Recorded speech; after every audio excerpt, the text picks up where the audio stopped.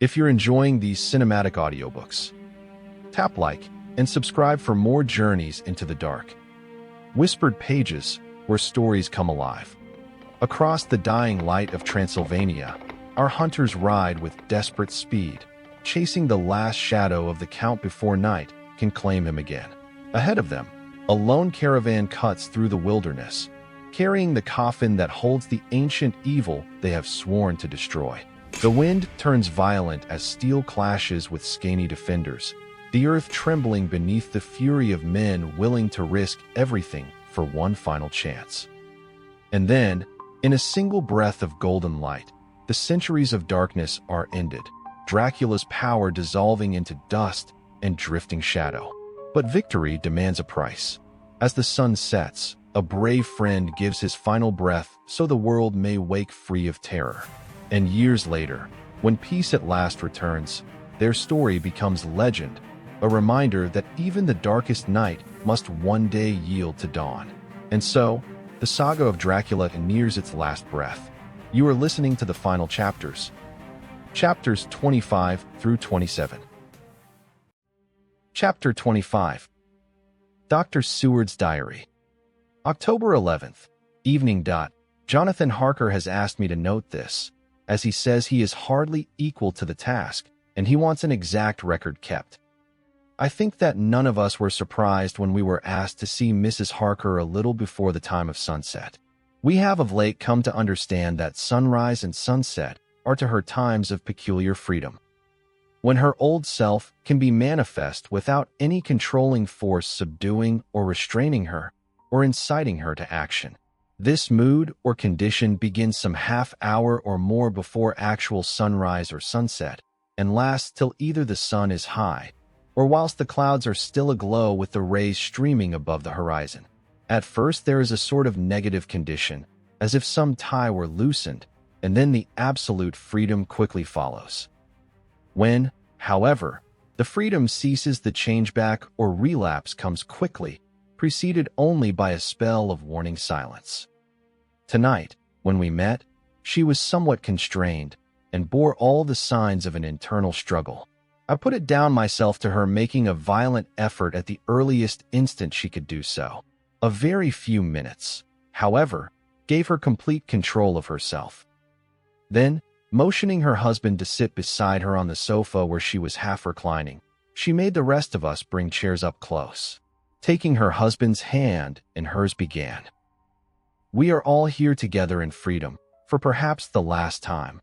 I know, dear, I know that you will always be with me to the end." This was to her husband, whose hand had, as we could see, tightened upon hers. In the morning we go out upon our task, and God alone knows what may be in store for any of us. You are going to be so good to me as to take me with you. I know that all that brave, earnest men can do for a poor, weak woman, whose soul perhaps is lost. No, not yet, but is at any rate at stake, you will do. But you must remember that I am not as you are. There is a poison in my blood, in my soul, which may destroy me, which must destroy me, unless some relief comes to us. Oh, my friends, you know as well as I do, that my soul is at stake, and though I know there is one way out for me, you must not, and I must not take it. She looked appealingly to us all in turn, beginning and ending with her husband. "What is that way?" asked Van Helsing in a hoarse voice. "What is that way, which we must not, may not take? That I may die now, either by my own hand or that of another, before the greater evil is entirely wrought. I know, and you know, that were I once dead you could and would set free my immortal spirit, even as you did my poor Lucy's. Were death, or the fear of death, the only thing that stood in the way, I would not shrink to die here, now, amidst the friends who love me. But death is not all. I cannot believe that to die in such a case, when there is hope before us and a bitter task to be done, is God's will. Therefore, I, on my part, give up here the certainty of eternal rest, and go out into the dark where may be the blackest things that the world or the nether world holds." We were all silent, for we knew instinctively that this was only a prelude. The faces of the others were set and Harker's grew ashen gray. Perhaps he guessed better than any of us what was coming. She continued, "This is what I can give into the hodgepodge." I could not but note the quaint legal phrase which she used in such a place, and with all seriousness. "What will each of you give? Your lives, I know," she went on quickly. "That is easy for brave men. Your lives are God's, and you can give them back to him. But what will you give to me?" She looked again questioningly, but this time avoided her husband's face. Quincy seemed to understand. He nodded, and her face lit up. "Then I shall tell you plainly what I want, for there must be no doubtful matter in this connection between us now. You must promise me, one and all, even you, my beloved husband, that, should the time come, you will kill me." "What is that time?" The voice was Quincy's, but it was low and strained. "When you shall be convinced that I am so changed that it is better that I die than I may live. When I am thus dead in the flesh, then you will, without a moment's delay, drive a stake through me and cut off my head, or do whatever else may be wanting to give me rest." Quincy was the first to rise after the pause. He knelt down before her and taking her hand in his said solemnly, "I'm only a rough fellow, who hasn't, perhaps, lived as a man should to win such a distinction, but I swear to you by all that I hold sacred and dear that, should the time ever come, I shall not flinch from the duty that you have set us. And I promise you, too, that I shall make all certain, for if I am only doubtful I shall take it that the time has come. My true friend," was all she could say amid her fast-falling tears, as, bending over, she kissed his hand. "I swear the same, my dear Madam Mina," said Van Helsing. "And I," said Lord Godalming, each of them in turn kneeling to her to take the oath. I followed myself. Then her husband turned to her wan-eyed, and with a greenish pallor which subdued the snowy whiteness of his hair, and asked, "And must I, too, make such a promise, oh my wife?" "You too, my dearest," she said, with infinite yearning of pity in her voice and eyes. "You must not shrink. You are nearest and dearest and all the world to me. Our souls are knit into one, for all life and all time. Think, dear, that there have been times when brave men have killed their wives and their womenkind to keep them from falling into the hands of the enemy. Their hands did not falter any the more because those that they loved implored them to slay them. It is men's duty towards those whom they love, in such times of sore trial. And oh, my dear, if it is to be that I must meet death at any hand, let it be at the hand of him that loves me best. Dr. Van Helsing, I have not forgotten your mercy in poor Lucy's case to him who loved." She stopped with a flying blush and changed her phrase, "to him who had best right to give her peace. If that time shall come again, I look to you to make it a happy memory of my husband's life that it was his loving hand which set me free from the awful thrall upon me." "Again I swear," came the professor's resonant voice. Mrs. Harker smiled, positively smiled, as with a sigh of relief she leaned back and said, "And now one word of warning, a warning which you must never forget. This time, if it ever come, may come quickly and unexpectedly, and in such case you must lose no time in using your opportunity. At such a time I myself might be, nay, if the time ever comes, shall be, leagued with your enemy against you. One more request." She became very solemn as she said this.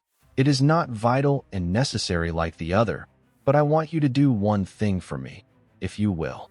We all acquiesced, but no one spoke. There was no need to speak. "I want you to read the burial service." She was interrupted by a deep groan from her husband. Taking his hand in hers, she held it over her heart and continued, "You must read it over me some day. Whatever may be the issue of all this fearful state of things, it will be a sweet thought to all or some of us.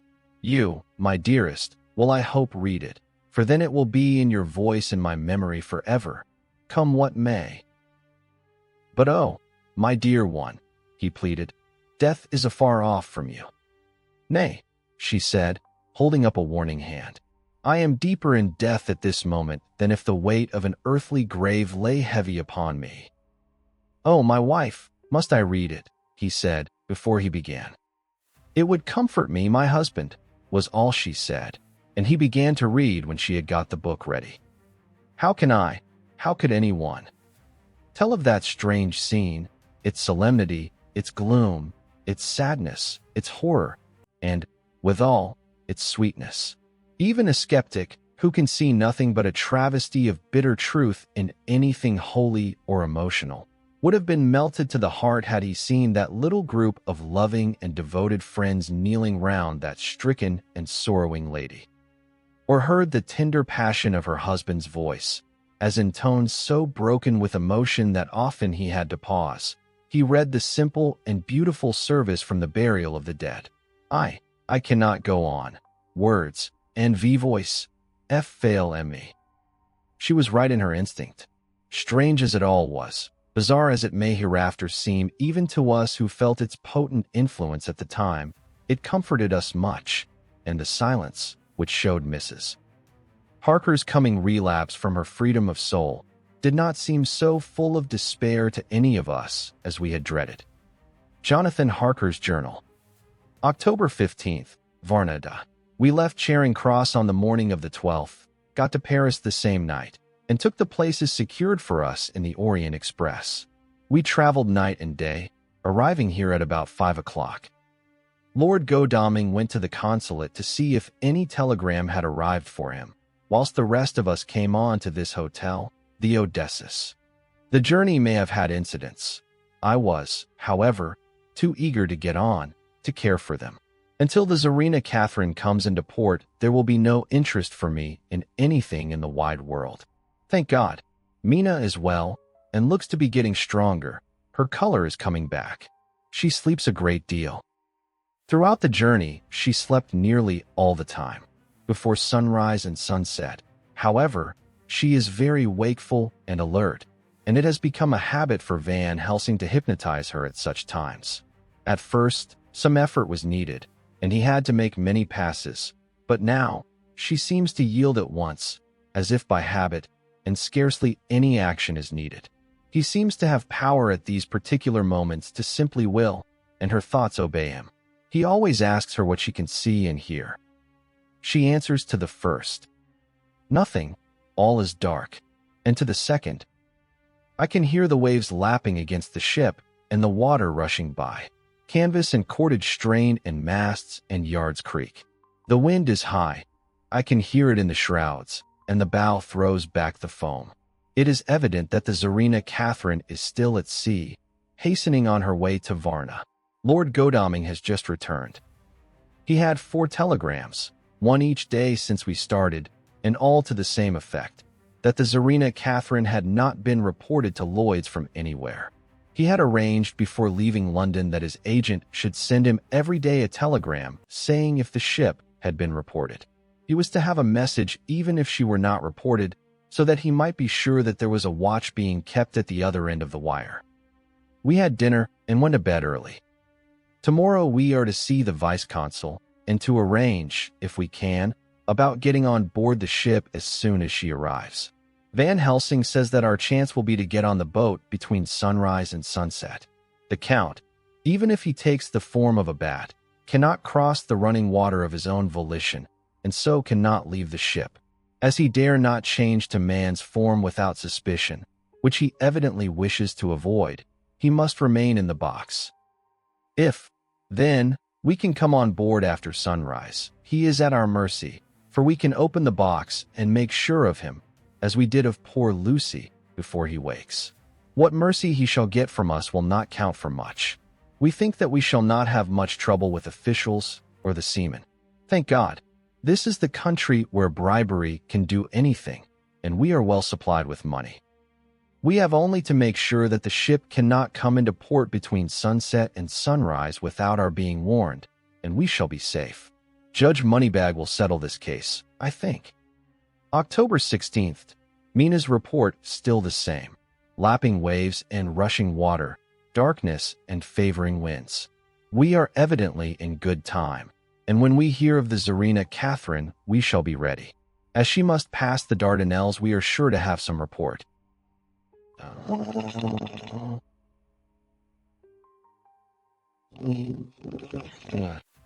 October 17th. Everything is pretty well fixed now, I think, to welcome the Count on his return from his tour. Godalming told the shippers that he fancied that the box sent aboard might contain something stolen from a friend of his, and got a half consent that he might open it at his own risk. The owner gave him a paper telling the captain to give him every facility in doing whatever he chose on board the ship, and also a similar authorization to his agent at Varna. We have seen the agent, who was much impressed with Godalming's kindly manner to him, and we are all satisfied that whatever he can do to aid our wishes will be done. We have already arranged what to do in case we get the box open. If the Count is there, Van Helsing and Seward will cut off his head at once and drive a stake through his heart. Morris and Godalming and I shall prevent interference, even if we have to use the arms which we shall have ready. The professor says that if we can so treat the Count's body, it will soon after fall into dust. In such case, there would be no evidence against us, in case any suspicion of murder were aroused. But even if it were not, we should stand or fall by our act, and perhaps someday this very script may be evidence to come between some of us and a rope. For myself, I should take the chance only too thankfully if it were to come. We mean to leave no stone unturned to carry out our intent.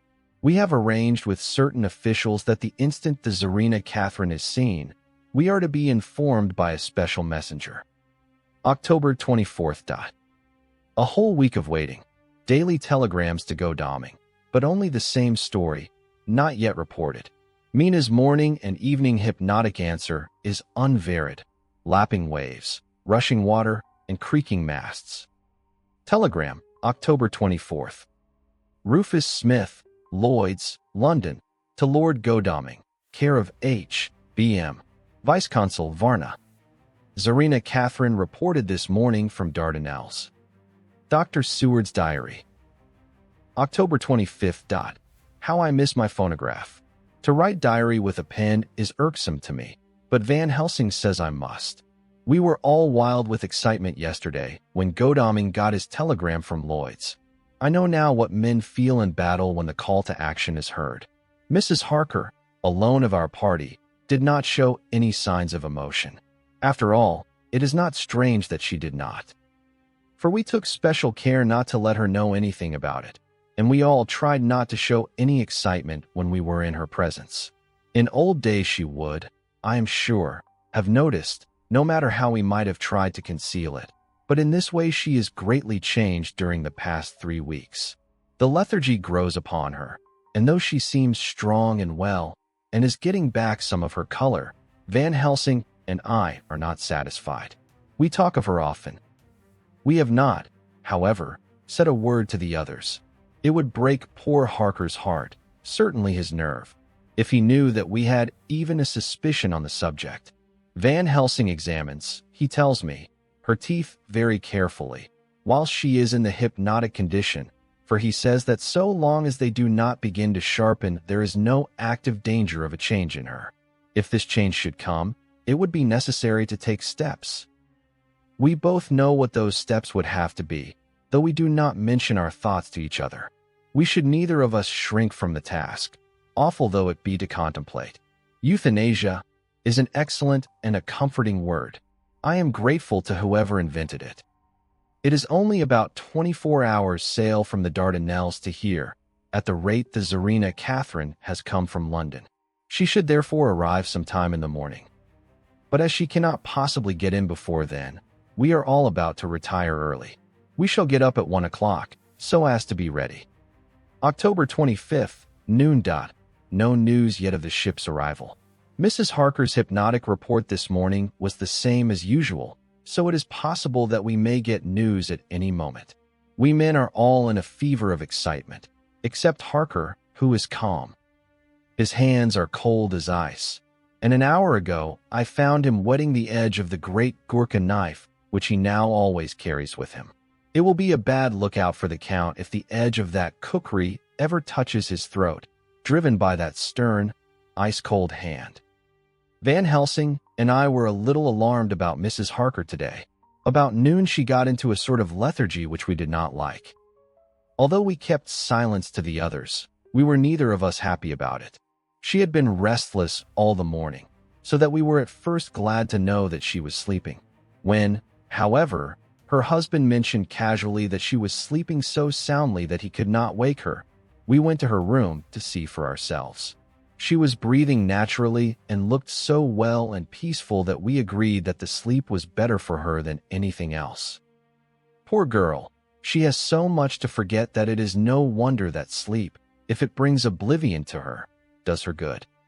Later, our opinion was justified, for when after a refreshing sleep of some hours she woke up, she seemed brighter and better than she had been for days. At sunset, she made the usual hypnotic report. Wherever he may be in the Black Sea, the Count is hurrying to his destination. To his doom, I trust. October 26th. Another day and no tidings of the Tsarina Catherine. She ought to be here by now. That she is still journeying somewhere is apparent, for Mrs. Harker's hypnotic report at sunrise was still the same. It is possible that the vessel may be lying by, at times, for fog. Some of the steamers which came in last evening reported patches of fog both to north and south of the port. We must continue our watching, as the ship may now be signaled any moment. October 27th, noonday. Most strange. No news yet of the ship we wait for. Mrs. Harker reported last night and this morning as usual, lapping waves and rushing water, though she added that the waves were very faint. The telegrams from London have been the same. No further report. Van Helsing is terribly anxious, and told me just now that he fears the Count is escaping us.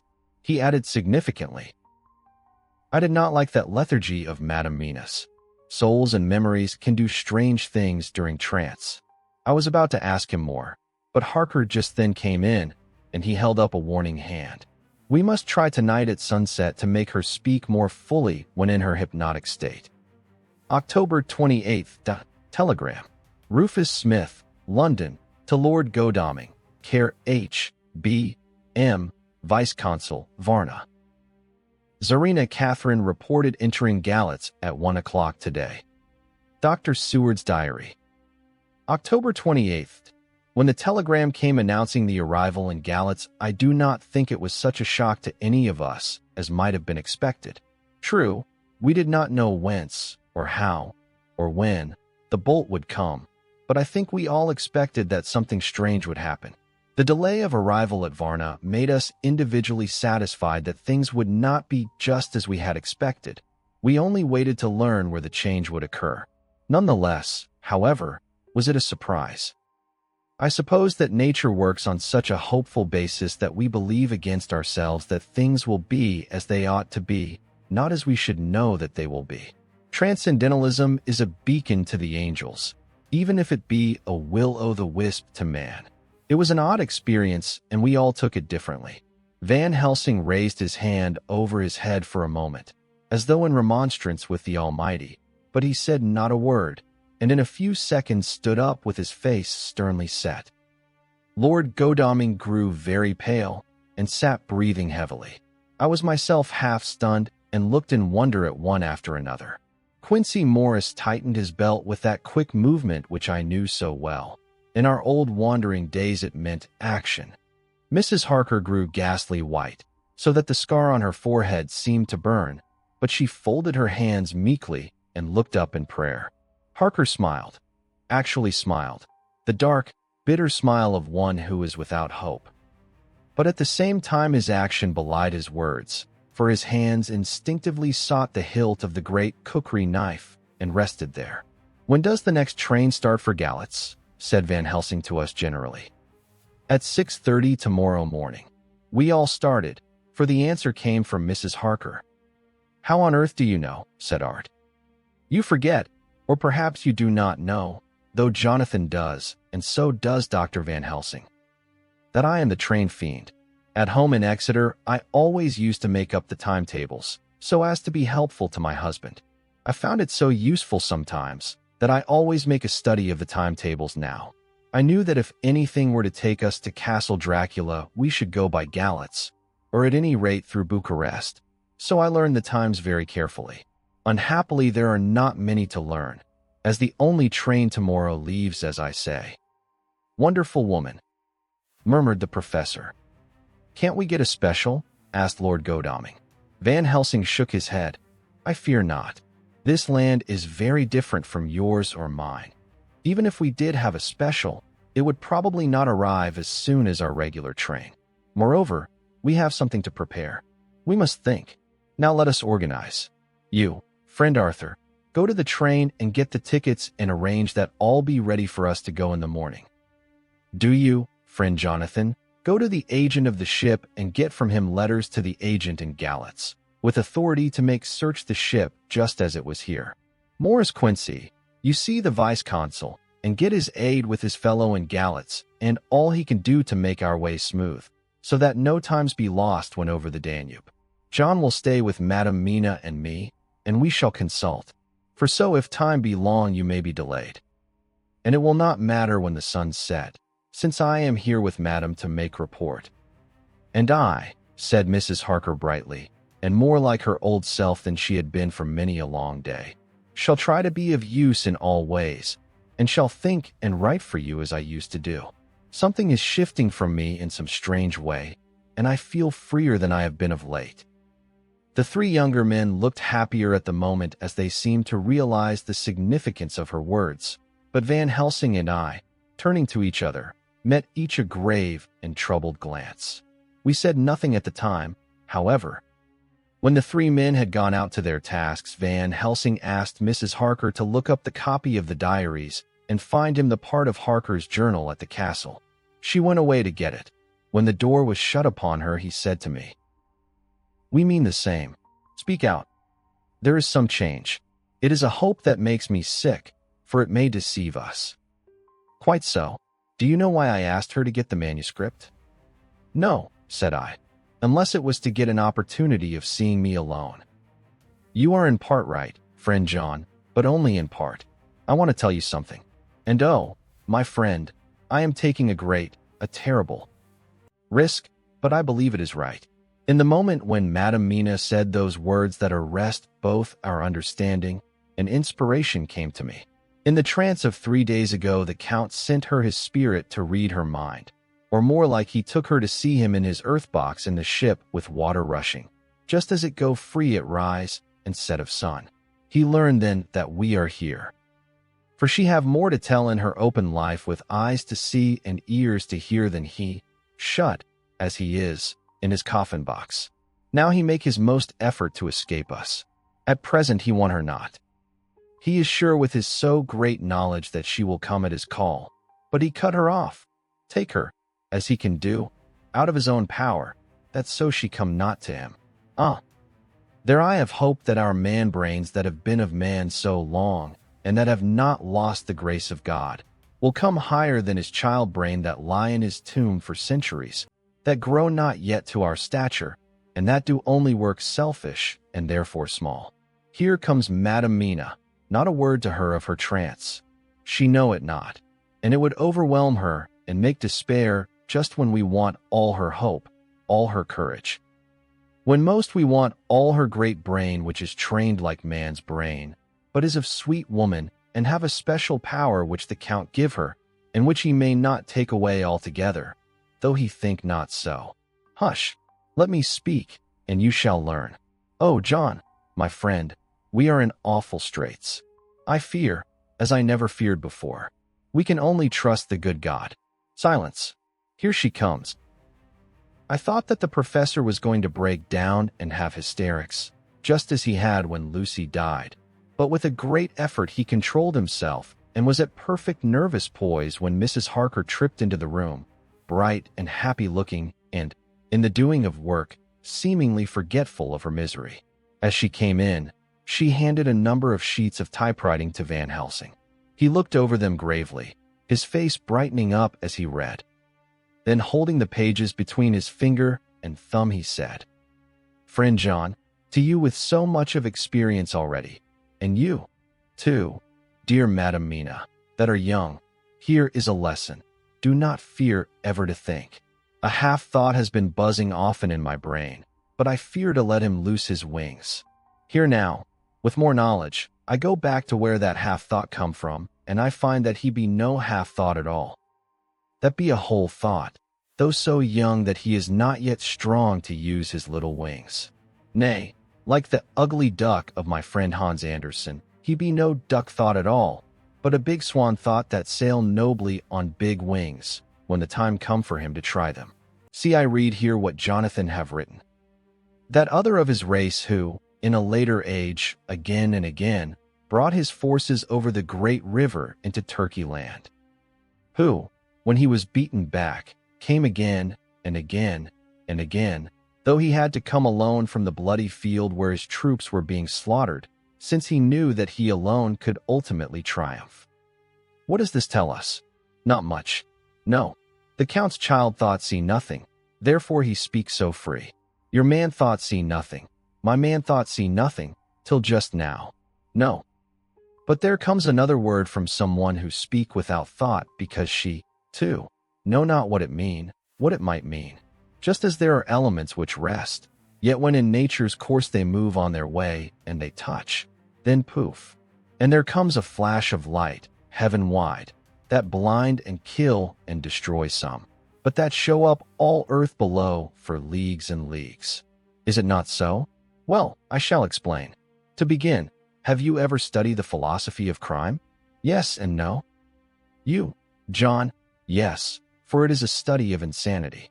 You, no, Madam Mina, for crime touch you not but once. Still, your mind works true, and argues not a particulari ad universal. There is this peculiarity in criminals. It is so constant in all countries and at all times, that even police, who know not much from philosophy, come to know it empirically, that it is. That is to be empiric. The criminal always work at one crime. That is the true criminal who seems predestinate to crime, and who will of none other. This criminal has not full man-brain. He is clever and cunning and resourceful, but he be not of man's stature as to brain. He be of child brain in much. Now this criminal of ours is predestinate to crime also. He, too, have child brain, and it is of the child to do what he have done. The little bird, the little fish, the little animal learn not by principle, but empirically.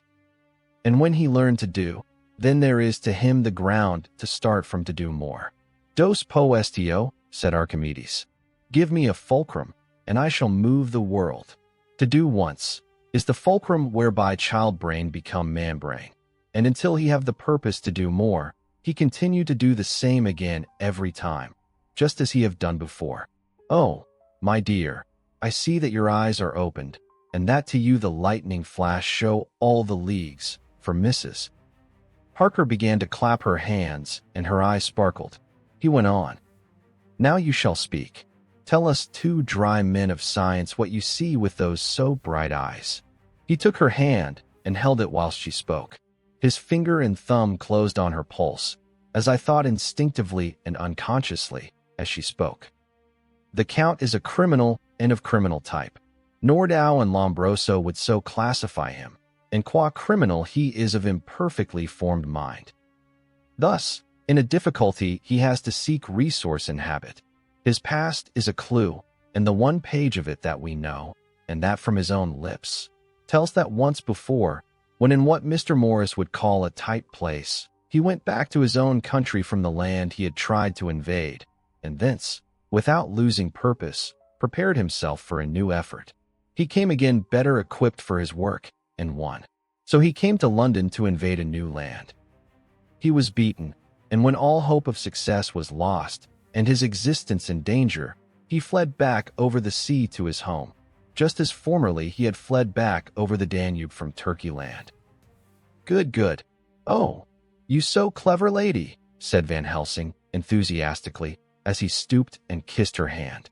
A moment later he said to me, as calmly as though we had been having a sick-room consultation, 72 only, and in all this excitement. I have hope. Turning to her again, he said with keen expectation. But go on, go on. There is more to tell if you will.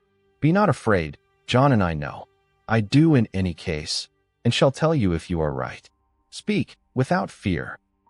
I will try to, but you will forgive me if I seem egotistical. Nay, fear not. You must be egotist, for it is of you that we think. Then, as he is criminal, he is selfish, and as his intellect is small and his action is based on selfishness, he confines himself to one purpose. That purpose is remorseless. As he fled back over the Danube, leaving his forces to be cut to pieces, so now he is intent on being safe, careless of all. So his own selfishness frees my soul somewhat from the terrible power which he acquired over me on that dreadful night. I felt it. Oh, I felt it. Thank God for his great mercy. My soul is freer than it has been since that awful hour, and all that haunts me is a fear lest in some trance or dream he may have used my knowledge for his ends. The professor stood up. He has so used your mind, and by it he has left us here in Varna, whilst the ship that carried him rushed through enveloping fog up to Galatz, where, doubtless, he had made preparation for escaping from us. But his child mind only saw so far. And it may be that, as ever is in God's providence, the very thing that the evildoer most reckoned on for his selfish good turns out to be his chiefest harm. The hunter is taken in his own snare, as the great psalmist says. For now that he think he is free from every trace of us all, and that he has escaped us with so many hours to him, then his selfish child brain will whisper him to sleep. He think, too, that as he cut himself off from knowing your mind, there can be no knowledge of him to you. There is where he fail. That terrible baptism of blood which he give you makes you free to go to him in spirit, as you have as yet done in your times of freedom, when the sun rise and set. At such times you go by my volition and not by his, and this power to good of you and others, as you have won from your suffering at his hands. This is now all the more precious that he know it not, and to guard himself have even cut himself off from his knowledge of our where. We, however, are not selfish, and we believe that God is with us through all this blackness and these many dark hours. We shall follow him, and we shall not flinch, even if we peril ourselves that we become like him. Friend John, this has been a great hour, and it have done much to advance us on our way. You must be scribe and write him all down, so that when the others return from their work you can give it to them. Then they shall know as we do. And so I have written it whilst we wait their return, and Mrs. Harker has written with her typewriter all since she brought the MS to us. Chapter 26. Dr. Seward's Diary. October 29th. This is written in the train from Varna to Galatz. Last night we all assembled a little before the time of sunset. Each of us had done his work as well as he could. So far as thought, and endeavor, and opportunity go, we are prepared for the whole of our journey, and for our work when we get to Galatz. When the usual time came round, Mrs. Harker prepared herself for her hypnotic effort, and after a longer and more serious effort on the part of Van Helsing than has been usually necessary, she sank into the trance. Usually she speaks on a hint. But this time the professor had to ask her questions, and to ask them pretty resolutely, before we could learn anything. At last her answer came. I can see nothing. We are still. There are no waves lapping, but only a steady swirl of water softly running against the hawser. I can hear men's voices calling, near and far, and the roll and creak of oars in the rowlocks. A gun is fired somewhere.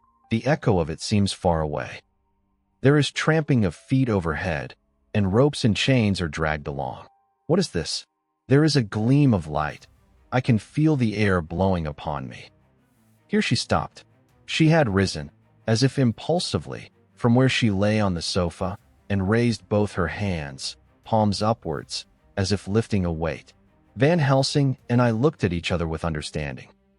Quincy raised his eyebrows slightly and looked at her intently, whilst Harker's hand instinctively closed round the hilt of his kukri. There was a long pause. We all knew that the time when she could speak was passing, but we felt that it was useless to say anything. Suddenly she sat up, and, as she opened her eyes, said sweetly, "Would none of you like a cup of tea? You must all be so tired." We could only make her happy, and so acquiesced. She bustled off to get tea. When she had gone, Van Helsing said, You see, my friends, he is close to land. He has left his earth chest, but he has yet to get on shore. In the night he may lie hidden somewhere, but if he be not carried on shore, or if the ship do not touch it, he cannot achieve the land. In such case he can, if it be in the night, change his form and can jump or fly on shore, as he did at Whitby. But if the day come before he get on shore, then, unless he be carried, he cannot escape. And if he be carried, then the customs men may discover what the box contain. Thus, in fine, if he escape not on shore tonight, or before dawn, there will be the whole day lost to him. We may then arrive in time. For if he escape not at night, we shall come on him in daytime, boxed up and at our mercy, for he dare not be his true self, awake and visible, lest he be discovered. There was no more to be said, so we waited in patience until the dawn, at which time we might learn more from Mrs. Harker. Early this morning we listened, with breathless anxiety, for her response in her trance. The hypnotic stage was even longer in coming than before, and when it came the time remaining until full sunrise was so short that we began to despair. Van Helsing seemed to throw his whole soul into the effort. At last, in obedience to his will, she made reply. All is dark. I hear lapping water, level with me, and some creaking as of wood on wood. She paused, and the red sun shot up. We must wait till tonight. And so it is that we are traveling towards Galatz in an agony of expectation. We are due to arrive between 2 and 3 in the morning, but already, at Bucharest, we are 3 hours late, so we cannot possibly get in till well after sunup. Thus we shall have 2 more hypnotic messages from Mrs. Harker. Either or both may possibly throw more light on what is happening. Later, sunset has come and gone. Fortunately, it came at a time when there was no distraction, for had it occurred whilst we were at a station, we might not have secured the necessary calm and isolation. Mrs. Harker yielded to the hypnotic influence even less readily than this morning. I am in fear that her power of reading the Count's sensations may die away, just when we want it most. It seems to me that her imagination is beginning to work. Whilst she has been in the trance hitherto, she has confined herself to the simplest of facts. If this goes on, it may ultimately mislead us. If I thought that the Count's power over her would die away equally with her power of knowledge, it would be a happy thought, but I am afraid that it may not be so. When she did speak, her words were enigmatical. Something is going out. I can feel it pass me like a cold wind. I can hear, far off, confused sounds, as of men talking in strange tongues, fierce falling water, and the howling of wolves.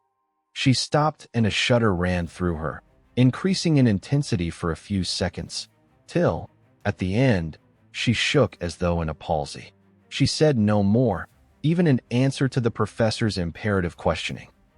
When she woke from the trance, she was cold and exhausted and languid, but her mind was all alert. She could not remember anything, but asked what she had said. When she was told, she pondered over it deeply for a long time and in silence. October 30th, 7 a.m. We are near Galatz now, and I may not have time to write later. Sunrise this morning was anxiously looked for by us all. Knowing of the increasing difficulty of procuring the hypnotic trance, Van Helsing began his passes earlier than usual. They produced no effect, however, until the regular time, when she yielded with a still greater difficulty, only a minute before the sun rose. The professor lost no time in his questioning. Her answer came with equal quickness. All is dark. I hear water swirling by, level with my ears, and the creaking of wood on wood. Cattle low far off.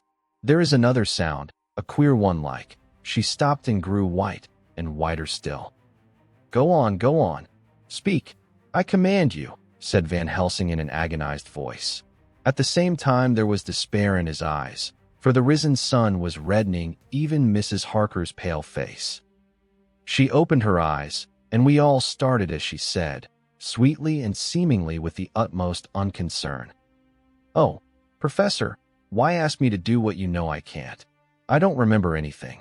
Then, seeing the look of amazement on our faces, she said, turning from one to the other with a troubled look. What have I said? What have I done? I know nothing. Only that I was lying here, half asleep, and heard you say, "Go on. Speak, I command you." It seems so funny to hear you order me about, as if I were a bad child. "Oh, Madam Mina," he said, sadly. "It is proof, if proof be needed, of how I love and honor you, when a word for your good, spoken more earnest than ever, can seem so strange because it is to order her whom I am proud to obey. The whistles are sounding, we are nearing Galatz. We are on fire with anxiety and eagerness." Mina Harker's Journal. October 30th. Mr. Morris took me to the hotel where our rooms had been ordered by telegraph, he being the one who could best be spared, since he does not speak any foreign language. The forces were distributed much as they had been at Varna, except that Lord Godalming went to the vice-consul, as his rank might serve as an immediate guarantee of some sort to the official, we being in extreme hurry. Jonathan and the two doctors went to the shipping agent to learn particulars of the arrival of the Tsarina Catherine. Later, Lord Godalming has returned. The consul is away, and the vice-consul sick, so the routine work has been attended to by a clerk. He was very obliging, and offered to do anything in his power. Jonathan Harker's Journal. October 30th. At 9 o'clock, Dr. Van Helsing, Dr. Seward, and I called on Messrs. Mackenzie and Steinkopf, the agents of the London firm of Hapgood.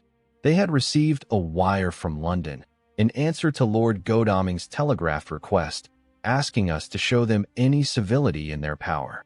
They were more than kind and courteous, and took us at once on board the Tsarina Catherine, which lay at anchor out in the river harbor. There we saw the captain, Donaldson by name, who told us of his voyage.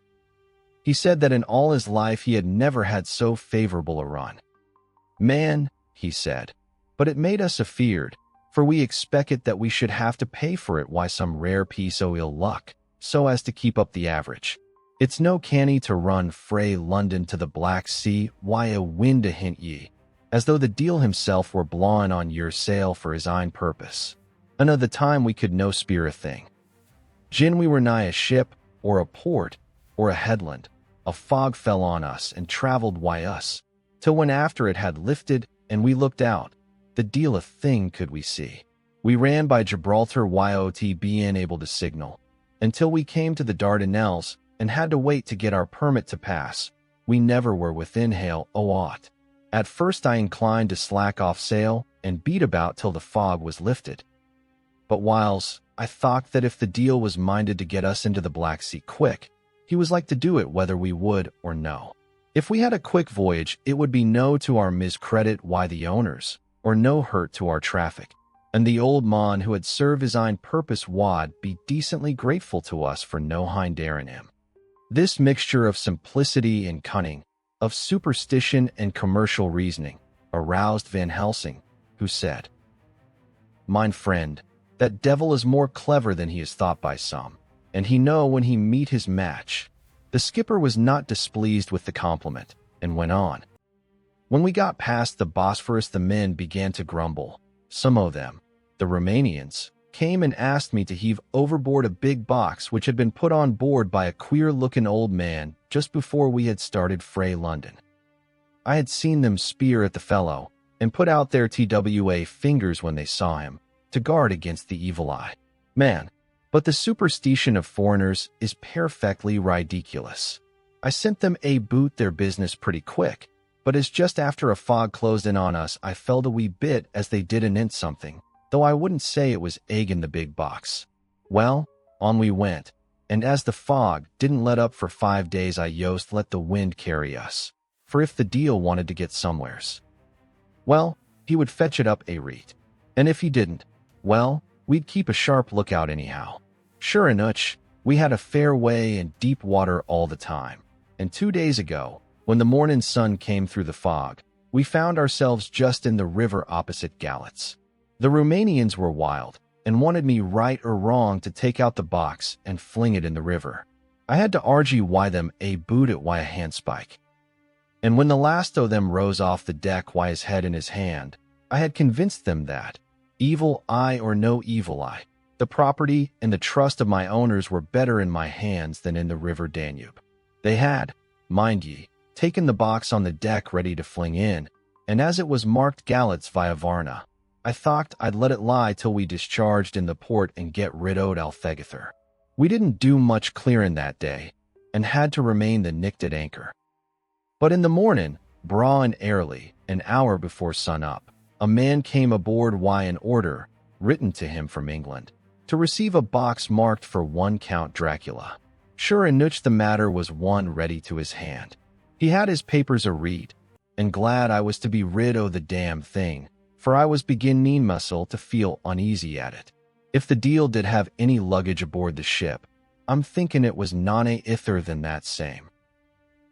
What was the name of the man who took it? Asked Dr. Van Helsing with restrained eagerness. I'll be telling ye quick, he answered, and, stepping down to his cabin, produced a receipt signed Emanuel Hildesheim. Bergenstrasse 16 was the address.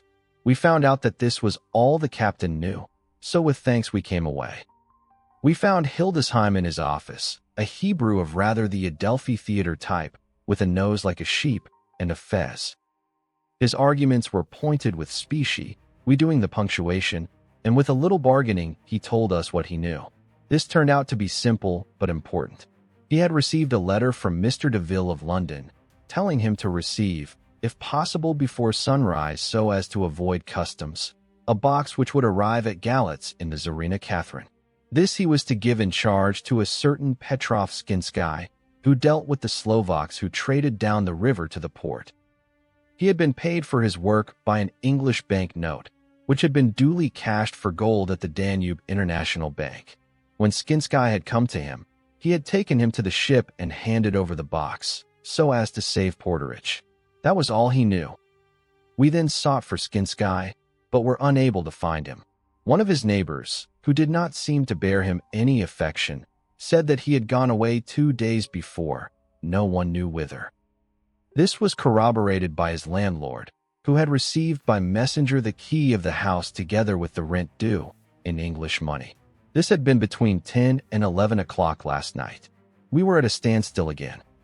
Whilst we were talking, one came running and breathlessly gasped out that the body of Skinsky had been found inside the wall of the churchyard of St. Peter, and that the throat had been torn open as if by some wild animal. Those we had been speaking with ran off to see the horror, the women crying out, "This is the work of a Slovak." We hurried away lest we should have been in some way drawn into the affair and so detained. As we came home, we could arrive at no definite conclusion. We were all convinced that the box was on its way, by water, to somewhere, but where that might be we would have to discover. With heavy hearts we came home to the hotel to Mina. When we met together, the first thing was to consult as to taking Mina again into our confidence. Things are getting desperate, and it is at least a chance, though a hazardous one. As a preliminary step, I was released from my promise to her. Mina Harker's journal. October 30th, evening. They were so tired and worn out and dispirited that there was nothing to be done till they had some rest. So I asked them all to lie down for half an hour, whilst I should enter everything up to the moment. I feel so grateful to the man who invented the traveler's typewriter and to Mr. Morris for getting this one for me. I should have felt quite astray doing the work if I had to write with a pen. It is all done. Poor dear, dear Jonathan, what he must have suffered, what must he be suffering now? He lies on the sofa hardly seeming to breathe, and his whole body appears in collapse. His brows are knit, his face is drawn with pain. Poor fellow, maybe he is thinking, and I can see his face all wrinkled up with the concentration of his thoughts. Oh, if I could only help it all, I shall do what I can. I have asked Dr. Van Helsing, and he has got me all the papers that I have not yet seen. Whilst they are resting, I shall go over all carefully, and perhaps I may arrive at some conclusion. I shall try to follow the professor's example, and think without prejudice on the facts before me. I do believe that under God's providence I have made a discovery. I shall get the maps and look over them. I am more than ever sure that I am right. My new conclusion is ready, so I shall get our party together and read it. They can judge it. It is well to be accurate, and every minute is precious. Mina Harker's memorandum. Entered in her journal. Ground of inquiry. Count Dracula's problem is to get back to his own place. A. He must be brought back by someone. This is evident. For had he power to move himself as he wished, he could go either as man, or wolf, or bat, or in some other way. He evidently fears discovery or interference, in the state of helplessness in which he must be, confined as he is between dawn and sunset in his wooden box. B. How is he to be taken? Here a process of exclusions may help us. By road, by rail, by water? 1. By road. There are endless difficulties, especially in leaving the city. 10. There are people, and people are curious and investigate. A hint, a surmise, a doubt as to what might be in the box would destroy him. Why? There are, or there may be, customs and octroi officers to pass. Z. His pursuers might follow. This is his highest fear, and in order to prevent his being betrayed, he has repelled, so far as he can, even his victim, me. 2. By rail. There is no one in charge of the box. It would have to take its chance of being delayed, and delay would be fatal with enemies on the track. True, he might escape at night, but what would he be if left in a strange place with no refuge that he could fly to? This is not what he intends, and he does not mean to risk it. 3. By water. Here is the safest way, in one respect, but with most danger in another. On the water he is powerless except at night. Even then he can only summon fog and storm and snow and his wolves.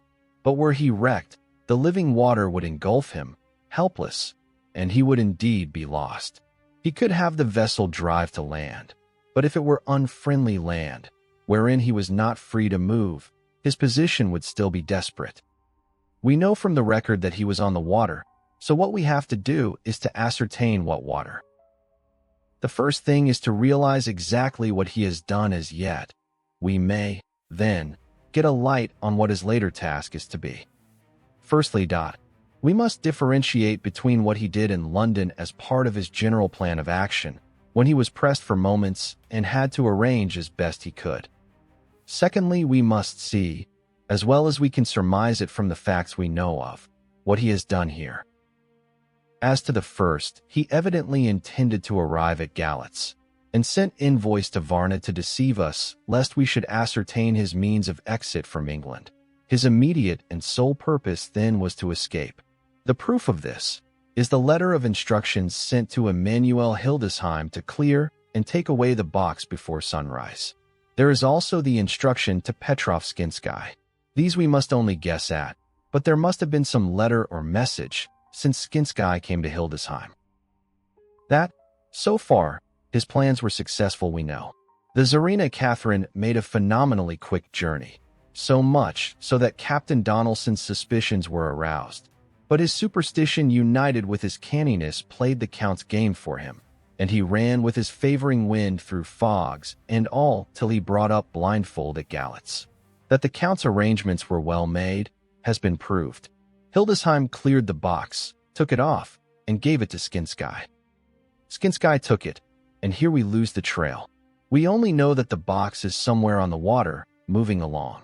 The customs and the octroi, if there be any, have been avoided. Now we come to what the Count must have done after his arrival, on land, at Galatz. The box was given to Skinsky before sunrise. At sunrise the Count could appear in his own form. Here, we ask why Skinsky was chosen at all to aid in the work. In my husband's diary, Skinsky is mentioned as dealing with the Slovaks who trade down the river to the port, and the man's remark that the murder was the work of a Slovak showed the general feeling against his class. The Count wanted isolation. My surmise is this, that in London the Count decided to get back to his castle by water as the most safe and secret way. He was brought from the castle by Skani, and probably they delivered their cargo to Slovaks who took the boxes to Varna, for there they were shipped for London. Thus the Count had knowledge of the persons who could arrange this service. When the box was on land, before sunrise or after sunset, he He came out from his box, met Skinsky, and instructed him what to do as to arranging the carriage of the box up some river. When this was done, and he knew that all was in train, he blotted out his traces, as he thought, by murdering his agent. I have examined the map and find that the river most suitable for the Slovaks to have ascended is either the Pruth or the Sereth. I read in the typescript that in my trance I heard cows low and water swirling level with my ears and the creaking of wood. The Count in his box, then, was on a river in an open boat, propelled probably either by oars or poles, for the banks are near and it is working against stream. There would be no such sound if floating downstream. Of course, it may not be either the Sereth or the Pruth, but we may possibly investigate further. Now of these two, the Pruth is the more easily navigated, but the Sereth is, at Fundu, joined by the Bistritza, which runs up round the Borgo Pass. The loop it makes is manifestly as close to Dracula's castle as can be got by water. Mina Harker's journal continued. When I had done reading, Jonathan took me in his arms and kissed me. The others kept shaking me by both hands, and Dr. Van Helsing said, "Our dear Madam Mina is once more our teacher. Her eyes have been where we were blinded. Now we are on the track once again, and this time we may succeed. Our enemy is at his most helpless, and if we can come on him by day, on the water, our task will be over. He has a start, but he is powerless to hasten, as he may not leave his box lest those who carry him may suspect. For them to suspect would be to prompt them to throw him in the stream where he perish. This he knows, and will not. Now, men, to our council of war. For, here and now, we must plan what each and all shall do."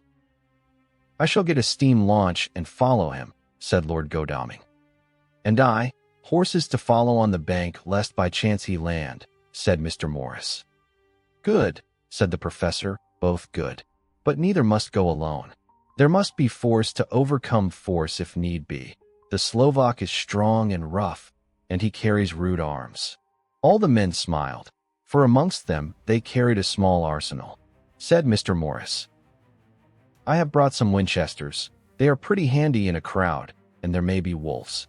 The Count, if you remember, took some other precautions. He made some requisitions on others that Mrs. Harker could not quite hear or understand. "We must be ready at all points." Dr. Seward said, "I think I had better go with Quincy. We have been accustomed to hunt together, and we too, well armed, will be a match for whatever may come along. You must not be alone, Art. It may be necessary to fight the Slovaks, and a chance thrust, for I don't suppose these fellows carry guns, would undo all our plans. There must be no chances, this time. We shall not rest until the Count's head and body have been separated, and we are sure that he cannot reincarnate." He looked at Jonathan as he spoke, and Jonathan looked at me. I could see that the poor dear was torn about in his mind. Of course he wanted to be with me. But then the boat service would, most likely, be the one which would destroy the vampire. Why did I hesitate to write the word? He was silent a while, and during his silence Dr. Van Helsing spoke. "Friend Jonathan, this is to you for twice reasons. First, because you are young and brave and can fight, and all energies may be needed at the last, and again that it is your right to destroy him, that which has wrought such woe to you and yours. Be not afraid for Madam Mina. She will be my care, if I may. I am old. My legs are not so quick to run as once, and I am not used to ride so long, or to pursue as need be, or to fight with lethal weapons. But I can be of other service. I can fight another way, and I can die, if need be, as well as younger men. Now let me say that what I would is this. While you, my Lord Godalming and friend Jonathan go in your so swift little steamboat up the river, and whilst John and Quincy guard the bank where perchance he might be landed, I will take Madam Mina right into the heart of the enemy's country, whilst the old fox is tied in his box, floating on the running stream whence he cannot escape to land, where he dares not raise the lid of his coffin box lest his Slovak carriers should in fear leave him to perish. We shall go in the track where Jonathan went, from Bistritz over the Borgo, and find our way to the castle of Dracula. Here, Madame Mina's hypnotic power will surely help, and we shall find our way, all dark and unknown otherwise, after the first sunrise when we are near that fateful place. There is much to be done, and other places to be made sanctified, so that that nest of vipers be obliterated. Here Jonathan interrupted him hotly. Do you mean to say, Professor Van Helsing, that you would bring Mina, in her sad case and tainted as she is with that devil's illness, right into the jaws of his death trap? Not for the world, not for heaven or hell. He became almost speechless for a minute, and then went on. Do you know what the place is? Have you seen that awful den of hellish infamy, with the very moonlight alive with grisly shapes, and every speck of dust that whirls in the wind a devouring monster in embryo? Have you felt the vampire's lips upon your throat? Here he turned to me, and as his eyes lit on my forehead, he threw up his arms with a cry. Oh, my God, what have we done to have this terror upon us? And he sank down on the sofa in a collapse of misery. The professor's voice, as he spoke in clear, sweet tones, which seemed to vibrate in the air, calmed us all. Oh, my friend, it is because I would save Madame Mina from that awful place that I would go. God forbid that I should take her into that place.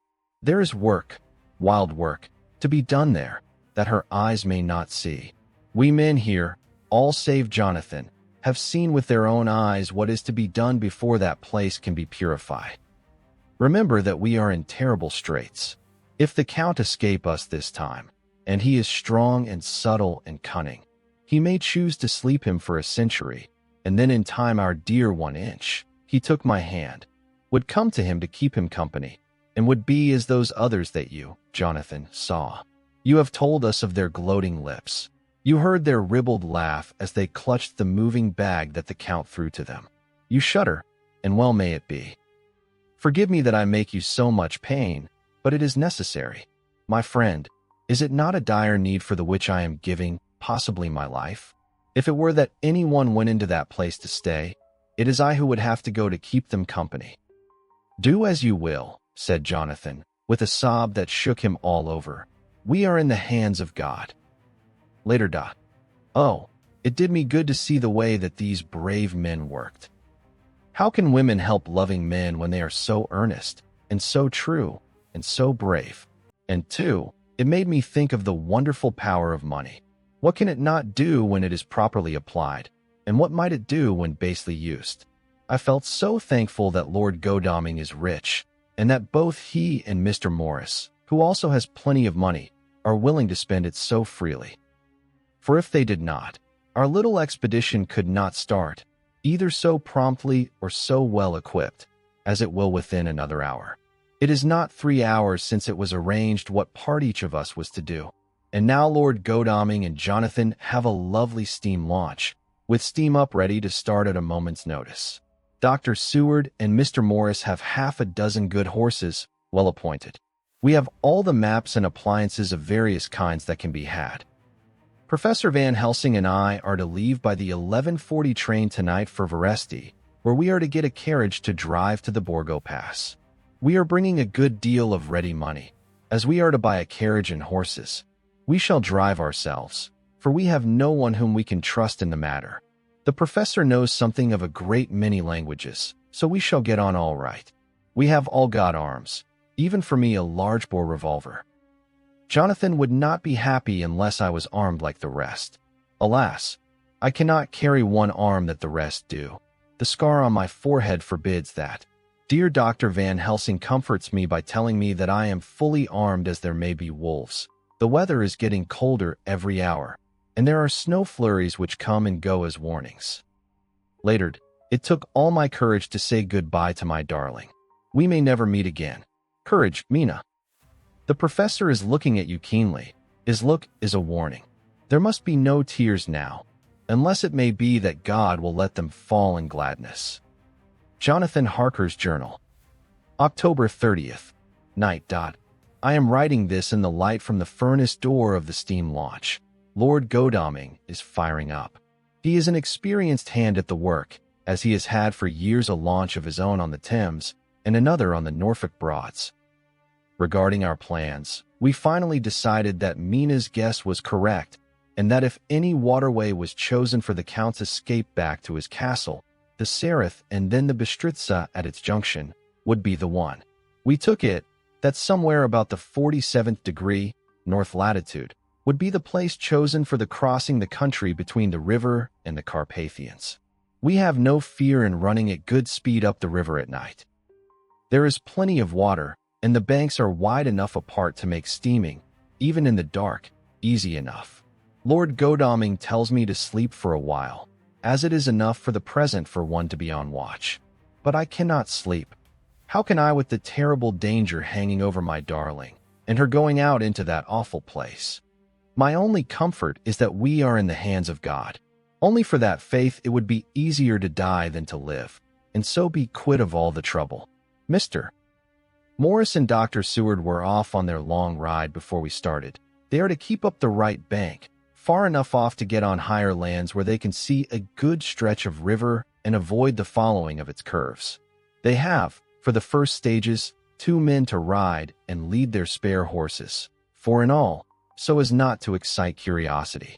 When they dismiss the men, which shall be shortly, they shall themselves look after the horses. It may be necessary for us to join forces. If so, they can mount our whole party. One of the saddles has a movable horn and can be easily adapted for Mina, if required. It is a wild adventure we are on. Here, as we are rushing along through the darkness, with the cold from the river seeming to rise up and strike us, with all the mysterious voices of the night around us, it all comes home. We seem to be drifting into unknown places and unknown ways, into a whole world of dark and dreadful things. Godalming is shutting the furnace door. October 31st. Still hurrying along. The day has come, and Godalming is sleeping. I am on watch. The morning is bitterly cold. The furnace heat is grateful, though we have heavy fur coats. As yet we have passed only a few open boats, but none of them had on board any box or package of anything like the size of the one we seek. The men were scared every time we turned our electric lamp on them, and fell on their knees and prayed. November 1st, evening. No news all day. We have found nothing of the kind we seek. We have now passed into the Bistritza, and if we are wrong in our surmise, our chance is gone.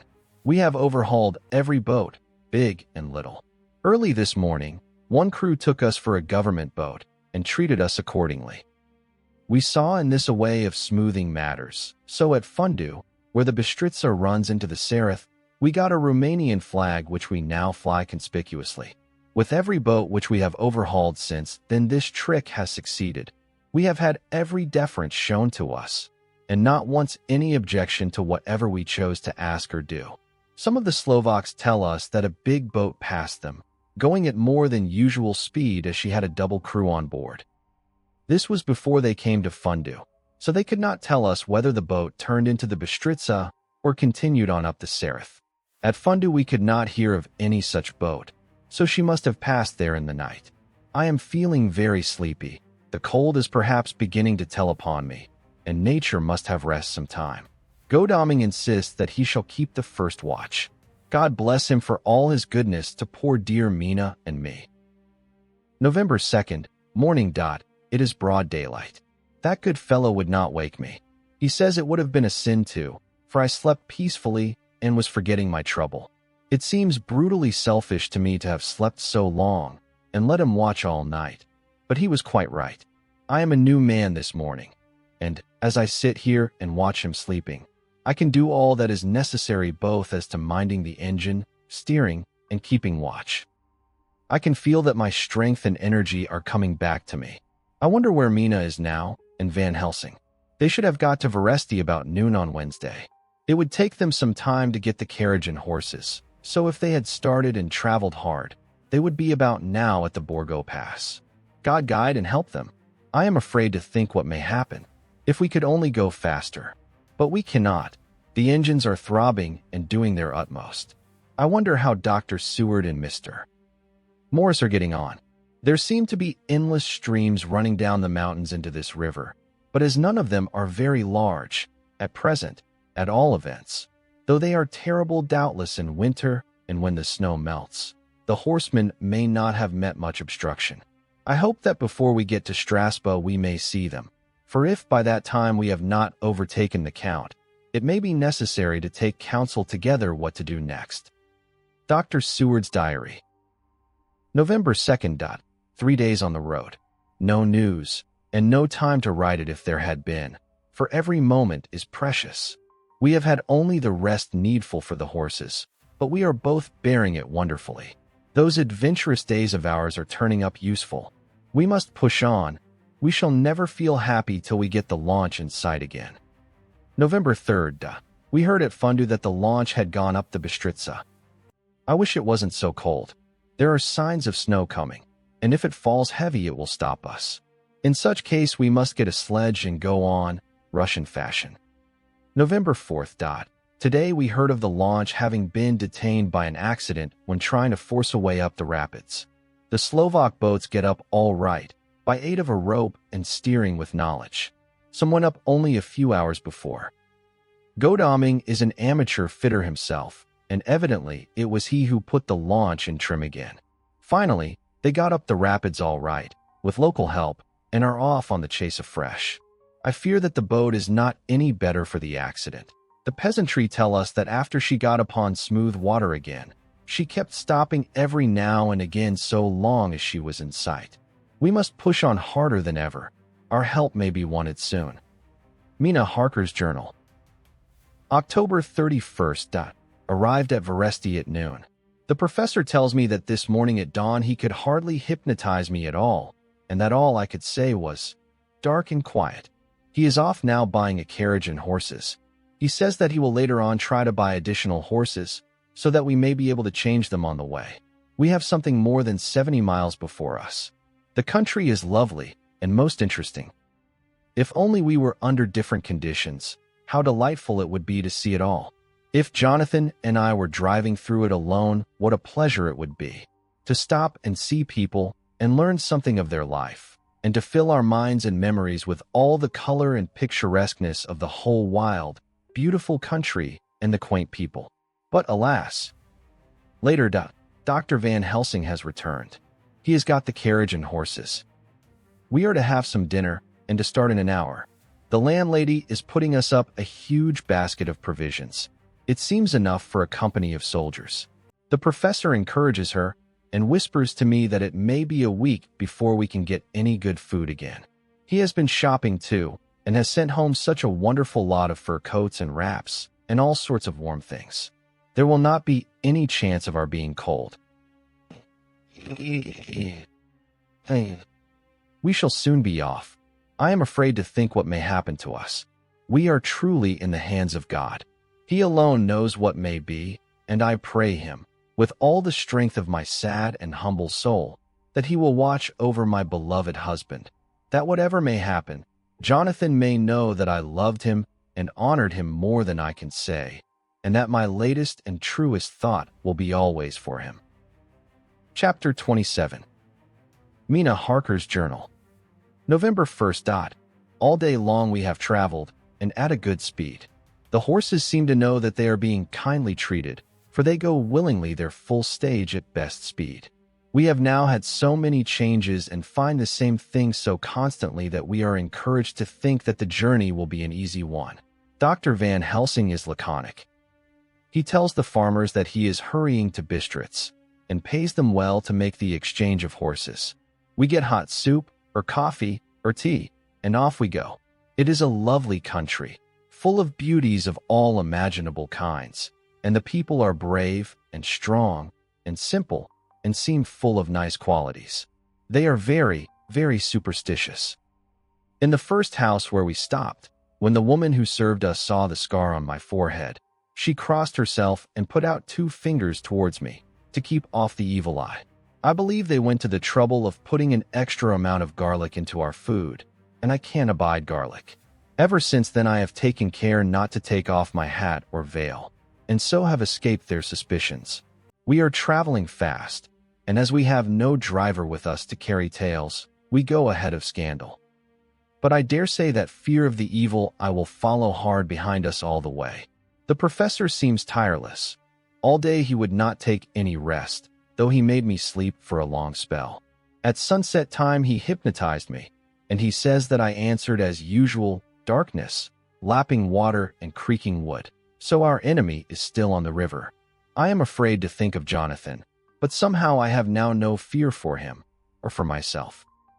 I write this whilst we wait in a farmhouse for the horses to be got ready.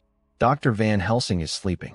Poor dear, he looks very tired and old and gray, but his mouth is set as firmly as a conqueror's. Even in his sleep, he is instinct with resolution. When we have well started, I must make him rest whilst I drive. I shall tell him that we have days before us, and we must not break down when most of all his strength will be needed. All is ready. We are off shortly. November 2nd, morning. I was successful, and we took turns driving all night. Now the day is on us, bright though cold. There is a strange heaviness in the air. I say heaviness for want of a better word. I mean that it oppresses us both. It is very cold, and only our warm furs keep us comfortable. At dawn Van Helsing hypnotized me. He says I answered, darkness, creaking wood and roaring water. So the river is changing as they ascend. I do hope that my darling will not run any chance of danger, more than need be, but we are in God's hands. November 2nd, night. All day long driving. The country gets wilder as we go, and the great spurs of the Carpathians, which at Veresti seemed so far from us and so low on the horizon, now seem to gather round us and tower in front. We both seem in good spirits. I think we make an effort each to cheer the other. In the doing so we cheer ourselves. Dr. Van Helsing says that by morning we shall reach the Borgo Pass. The houses are very few here now, and the professor says that the last horse we got will have to go on with us, as we may not be able to change. He got 2 in addition to the 2 we changed, so that now we have a rude 4 in hand. The dear horses are patient and good, and they give us no trouble. We are not worried with other travelers, and so even I can drive. We shall get to the pass in daylight. We do not want to arrive before, so we take it easy and have each a long rest in turn. Oh, what will tomorrow bring to us? We go to seek the place where my poor darling suffered so much. God grant that we may be guided aright, and that he will deign to watch over my husband and those dear to us both, and who are in such deadly peril. As for me, I am not worthy in his sight. Alas, I am unclean to his eyes, and shall be until he may deign to let me stand forth in his sight as one of those who have not incurred his wrath. Memorandum by Abraham Van Helsing. November 4th. This to my old and true friend John Seward, M.D., of Purfleet, London, in case I may not see him. It may explain. It is morning, and I write by a fire which all the night I have kept alive, Madam Mina aiding me. It is cold, cold. So cold that the gray heavy sky is full of snow, which when it falls will settle for all winter as the ground is hardening to receive it. It seems to have affected Madam Mina. She has been so heavy of head all day that she was not like herself. She sleeps and sleeps and sleeps. She who is usual so alert, have done literally nothing all the day. She even have lost her appetite. She make no entry into her little diary. She who writes so faithful at every pause. Something whispered to me that all is not well. However, tonight she is more vif. Her long sleep all day have refresh and restore her, for now she is all sweet and bright as ever. At sunset I try to hypnotize her, but alas, with no effect. The power has grown less and less with each day, and tonight it fail me altogether. Well, God's will be done, whatever it may be, and whithersoever it may lead. Now to the historical, for as Madam Mina write not in her stenography, I must, in my cumbrous old fashion, that so each day of us may not go unrecorded. We got to the Borgo Pass just after sunrise yesterday morning. When I saw the signs of the dawn, I got ready for the hypnotism. We stopped our carriage and got down so that there might be no disturbance. I made a couch with furs, and Madam Mina, lying down, yield herself as usual, but more slow and more short time than ever, to the hypnotic sleep. As before, came the answer, darkness and the swirling of water. Then she woke, bright and radiant, and we go on our way and soon reach the pass.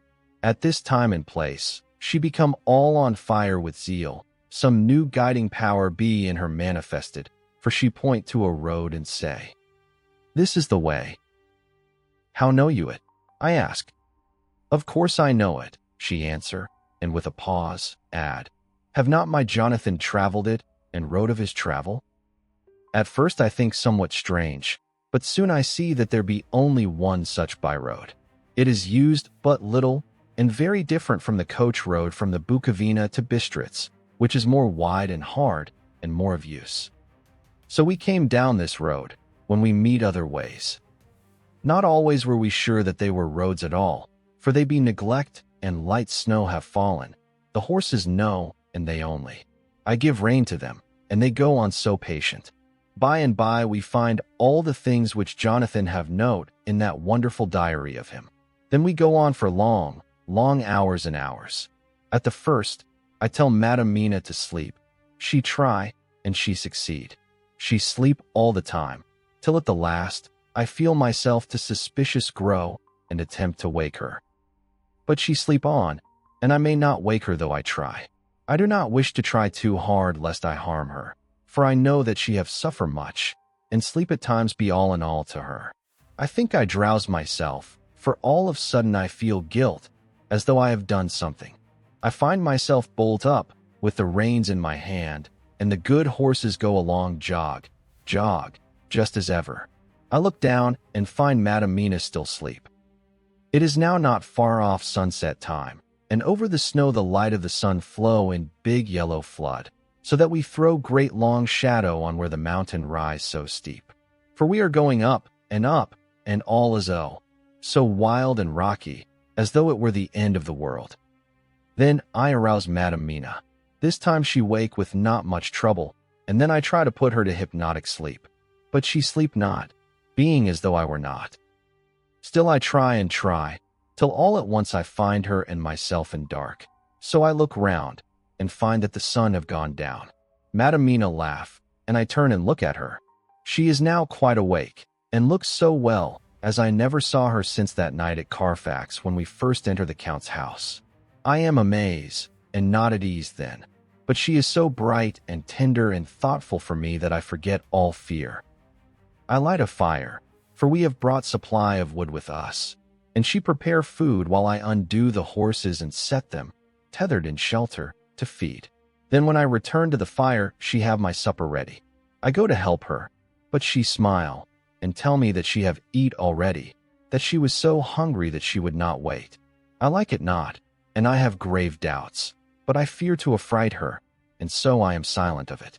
She help me, and I eat alone. And then we wrap in fur and lie beside the fire, and I tell her to sleep while I watch. But presently I forget all of watching, and when I sudden remember that I watch, I find her lying quiet, but awake, and looking at me with so bright eyes. Once, twice more the same occur, and I get much sleep till before morning.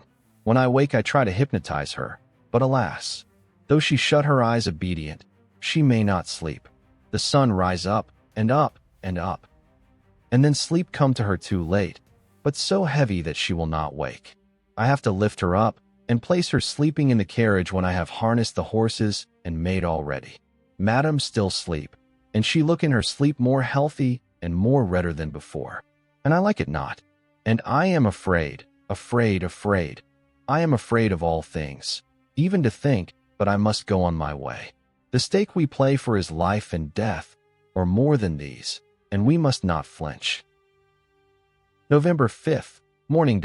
Let me be accurate in everything, for though you and I have seen some strange things together, you may at the first think that I, Van Helsing, am mad, that the many horrors and the so long strain on nerves has at the last turned my brain. All yesterday we travel, ever getting closer to the mountains, and moving into a more and more wild and desert land.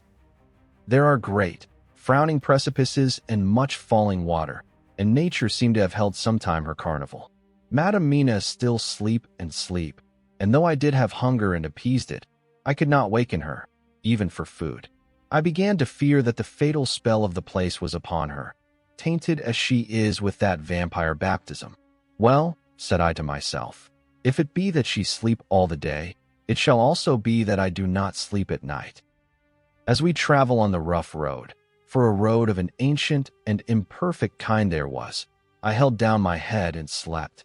Again I waked with a sense of guilt and of time past, and found Madame Mina still sleeping and the sun low down.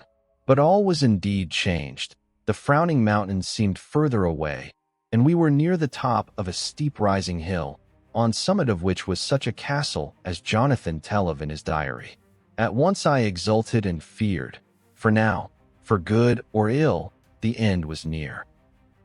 I woke Madame Mina, and again tried to hypnotize her, but alas, unavailing till too late.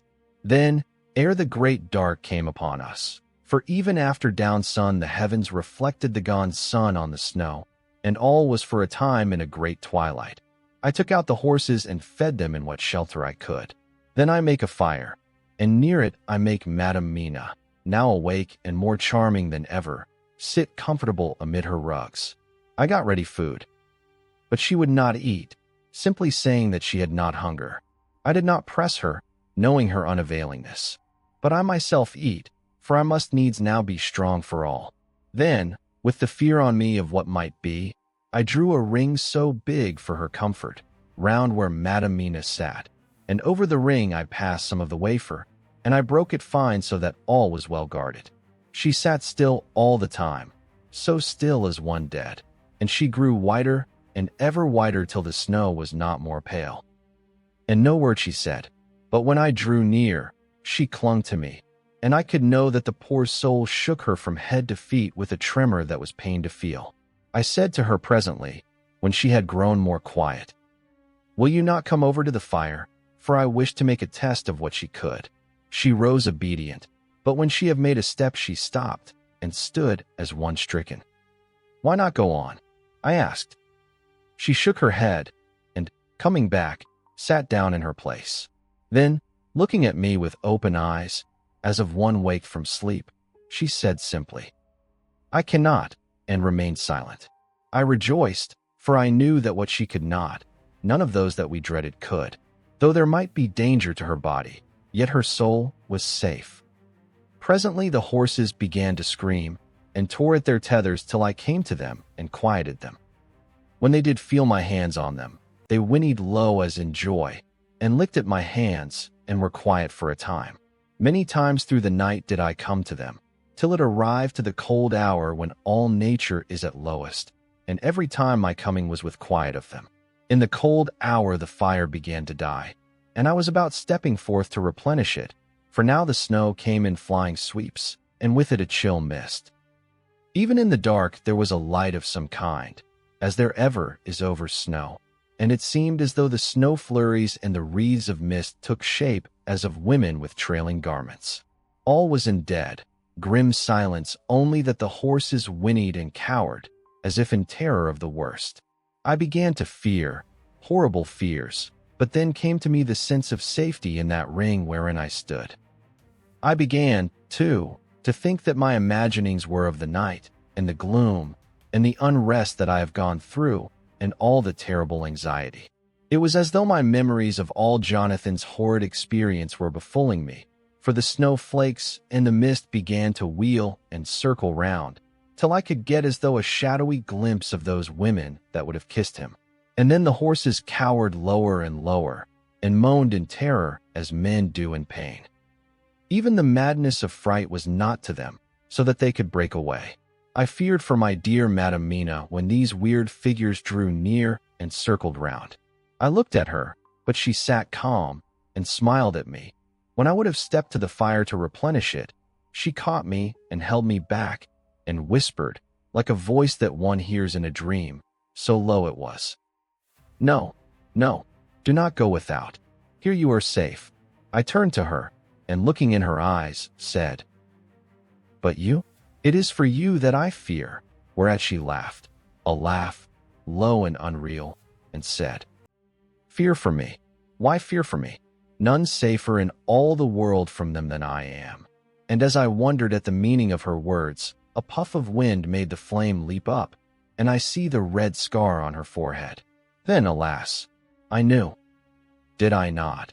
I would soon have learned, for the wheeling figures of mist and snow came closer, but keeping ever without the holy circle.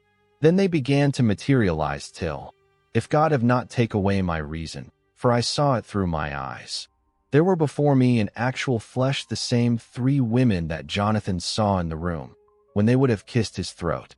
I knew the swaying round forms, the bright hard eyes, the white teeth, the ruddy color, the voluptuous lips.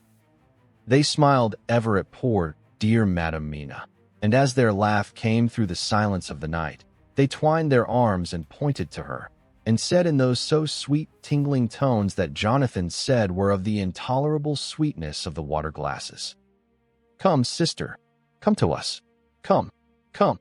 In fear I turned to my poor Madame Mina, and my heart with gladness leapt like flame.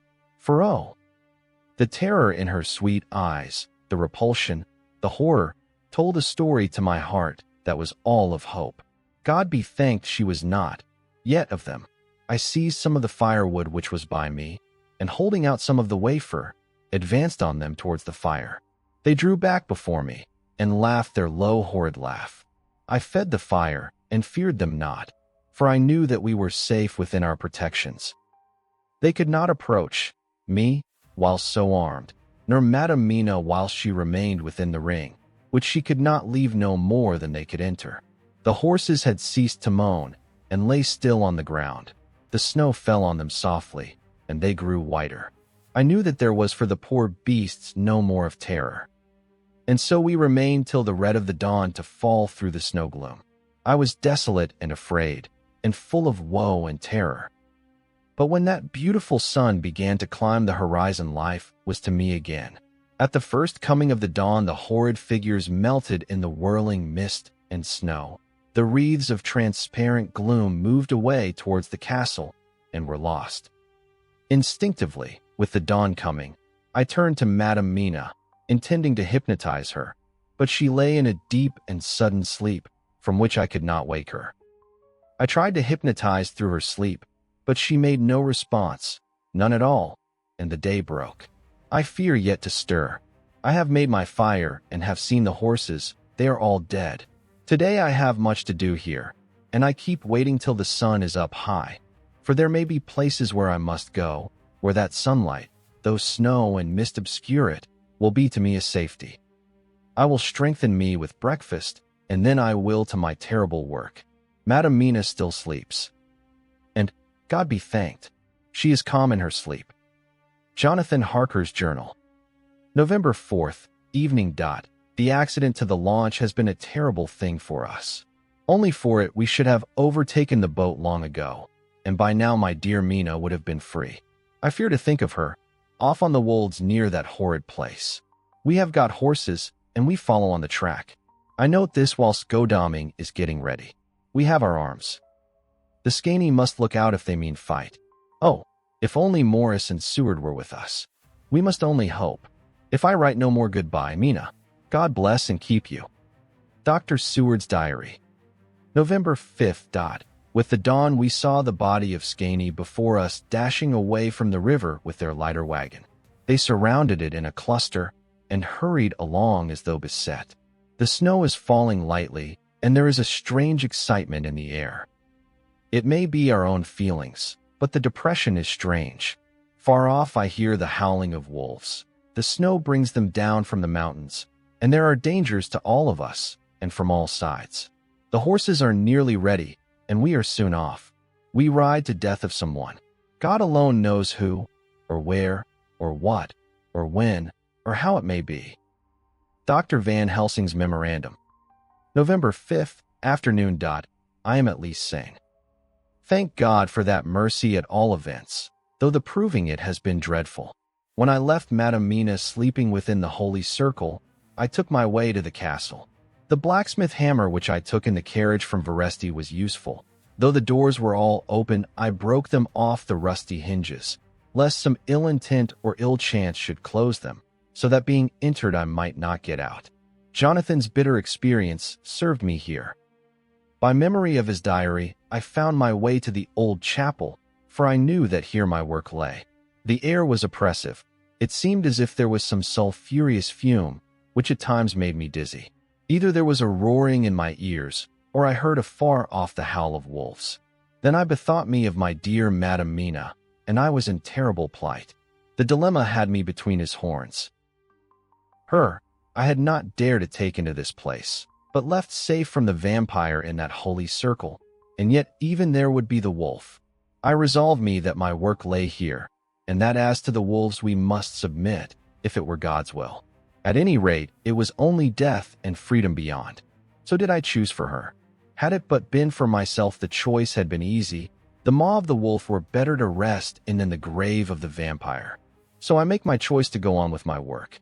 I knew that there were at least 3 graves to find, graves that are in habit. So I search, and I find one of them. She lay in her vampire sleep, so full of life and voluptuous beauty that I shudder as though I have come to do murder. I doubt not that in old time, when such things were, many a man who set forth to do such a task as mine, found at the last his heart fail him, and then his nerve. So he delay,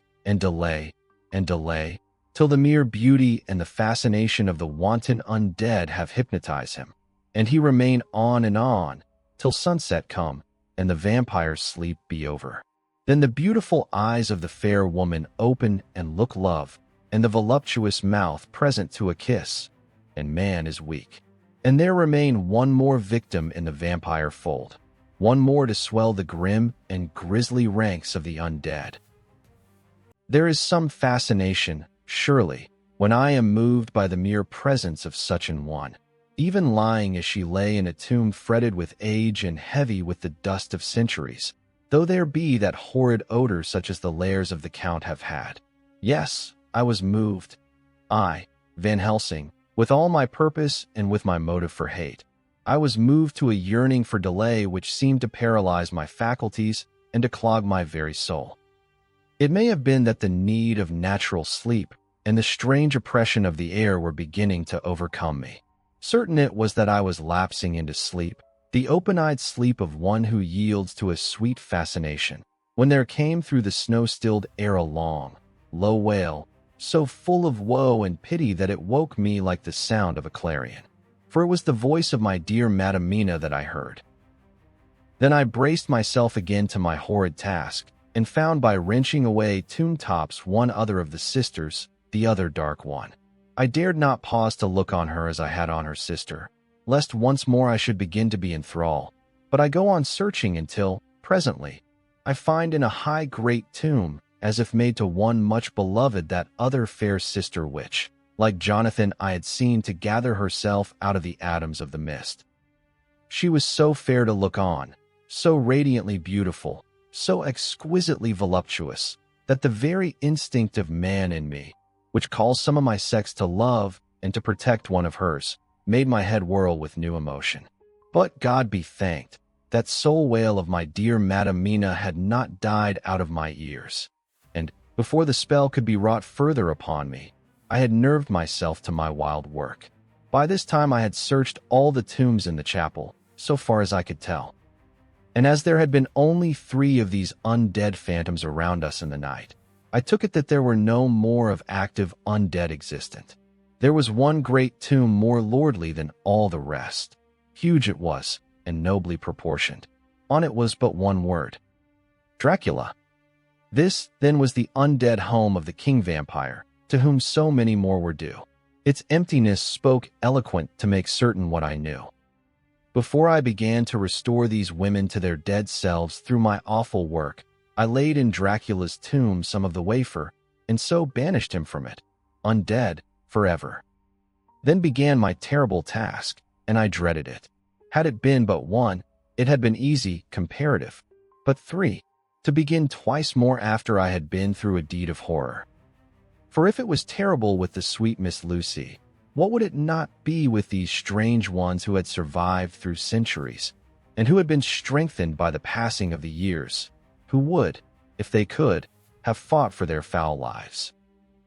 Oh, my friend John, but it was butcher work, Had I not been nerved by thoughts of other dead, and of the living over whom hung such a pall of fear, I could not have gone on. I tremble and tremble even yet, though till all was over, God be thanked, my nerve did stand. Had I not seen the repose in the first place, and the gladness that stole over it just ere the final dissolution came, as realization that the soul had been won, I could not have gone further with my butchery. I could not have endured the horrid screeching as the stake drove home, the plunging of writhing form, and lips of bloody foam. I should have fled in terror and left my work undone. But it is over, and the poor souls, I can pity them now and weep, as I think of them placid each in her full sleep of death for a short moment ere fading.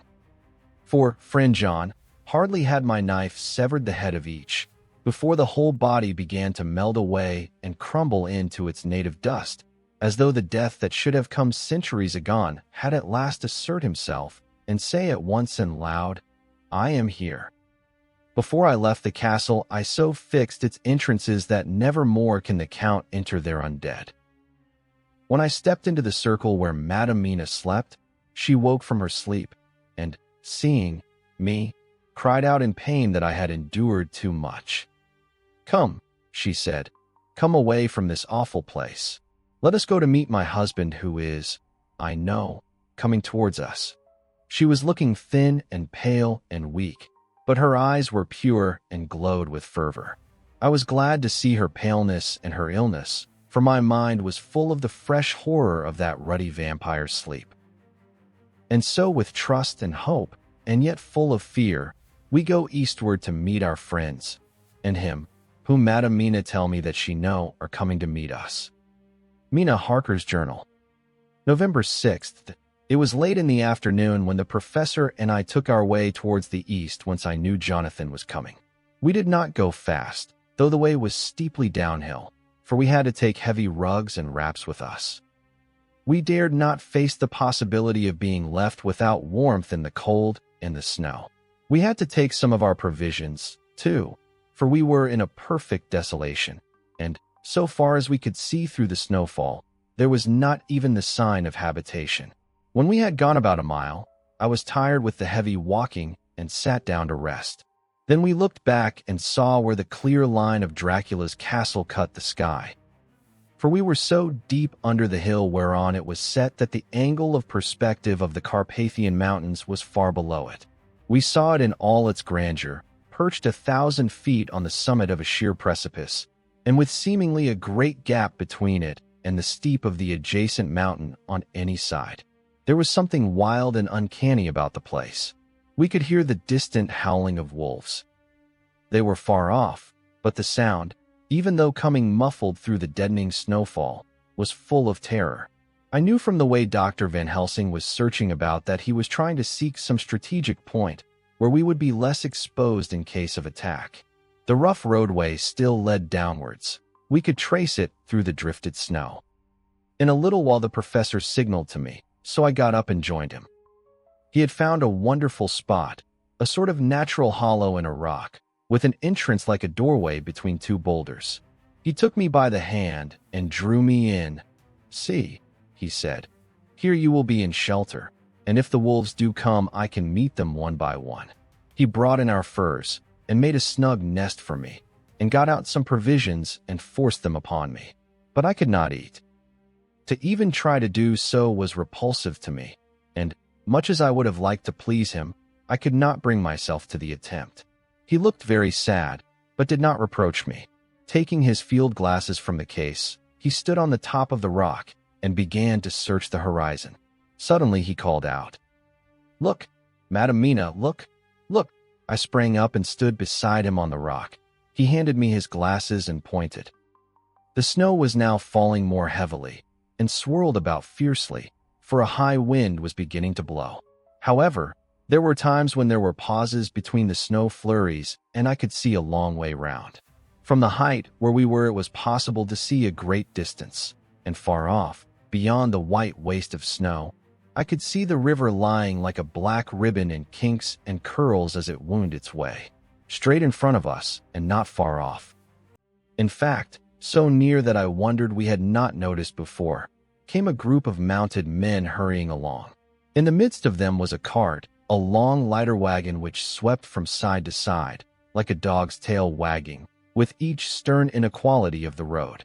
Outlined against the snow as they were, I could see from the men's clothes that they were peasants or gypsies of some kind.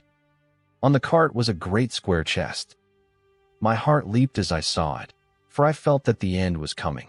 The evening was now drawing close, and well I knew that at sunset the thing, which was till then imprisoned there, would take new freedom and could in any of many forms elude all pursuit. In fear I turned to the professor. To my consternation, however, he was not there. An instant later, I saw him below me. Round the rock he had drawn a circle, such as we had found shelter in last night. When he had completed it, he stood beside me again, saying, "At least you shall be safe here from him." He took the glasses from me, and at the next lull of the snow swept the whole space below us. "See," he said, "they come quickly. They are flogging the horses and galloping as hard as they can." He paused and went on in a hollow voice. "They are racing for the sunset. We may be too late. God's will be done." Down came another blinding rush of driving snow, and the whole landscape was blotted out. It soon passed, however, and once more his glasses were fixed on the plain. Then came a sudden cry. "Look! Look! Look! See! Two horsemen follow fast, coming up from the south. It must be Quincy and John. Take the glass. Look before the snow blots it all out." I took it and looked. The two men might be Dr. Seward and Mr. Morris. I knew at all events that neither of them was Jonathan. At the same time I knew that Jonathan was not far off. Looking around I saw on the north side of the coming party two other men, riding at breakneck speed. One of them I knew was Jonathan, and the other I took, of course, to be Lord Godalming. They, too, were pursuing the party with the cart. When I told the professor, he shouted in glee like a schoolboy, and, after looking intently till a snowfall made sight impossible, he laid his Winchester rifle ready for use against the boulder at the opening of our shelter. "They are all converging," he said. "When the time comes we shall have gypsies on all sides." I got out my revolver ready to hand, for whilst we were speaking the howling of wolves came louder and closer. When the snowstorm abated a moment we looked again. It was strange to see the snow falling in such heavy flakes close to us, and beyond, the sun shining more and more brightly as it sank down towards the far mountain tops. Sweeping the glass all around us, I could see here and there dots moving singly and in twos and threes and larger numbers. The wolves were gathering for their prey. Every instant seemed an age whilst we waited. The wind came now in fierce bursts, and the snow was driven with fury as it swept upon us in circling eddies. At times we could not see an arm's length before us, but at others, as the hollow-sounding wind swept by us, it seemed to clear the airspace around us so that we could see afar off.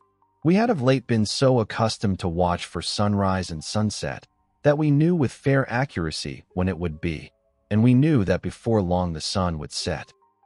It was hard to believe that by our watches it was less than an hour that we waited in that rocky shelter before the various bodies began to converge close upon us. The wind came now with fiercer and more bitter sweeps, and more steadily from the north. It seemingly had driven the snow clouds from us, for, with only occasional bursts, the snow fell. We could distinguish clearly the individuals of each party, the pursued and the pursuers. Strangely enough, those pursued did not seem to realize, or at least to care, that they were pursued. They seemed, however, to hasten with redoubled speed as the sun dropped lower and lower on the mountain tops. Closer and closer they drew. The professor and I crouched down behind our rock and held our weapons ready. I could see that he was determined that they should not pass. One and all were quite unaware of our presence. All at once two voices shouted out to halt. One was my Jonathan's, raised in a high key of passion, the other Mr. Morris' strong, resolute tone of quiet command.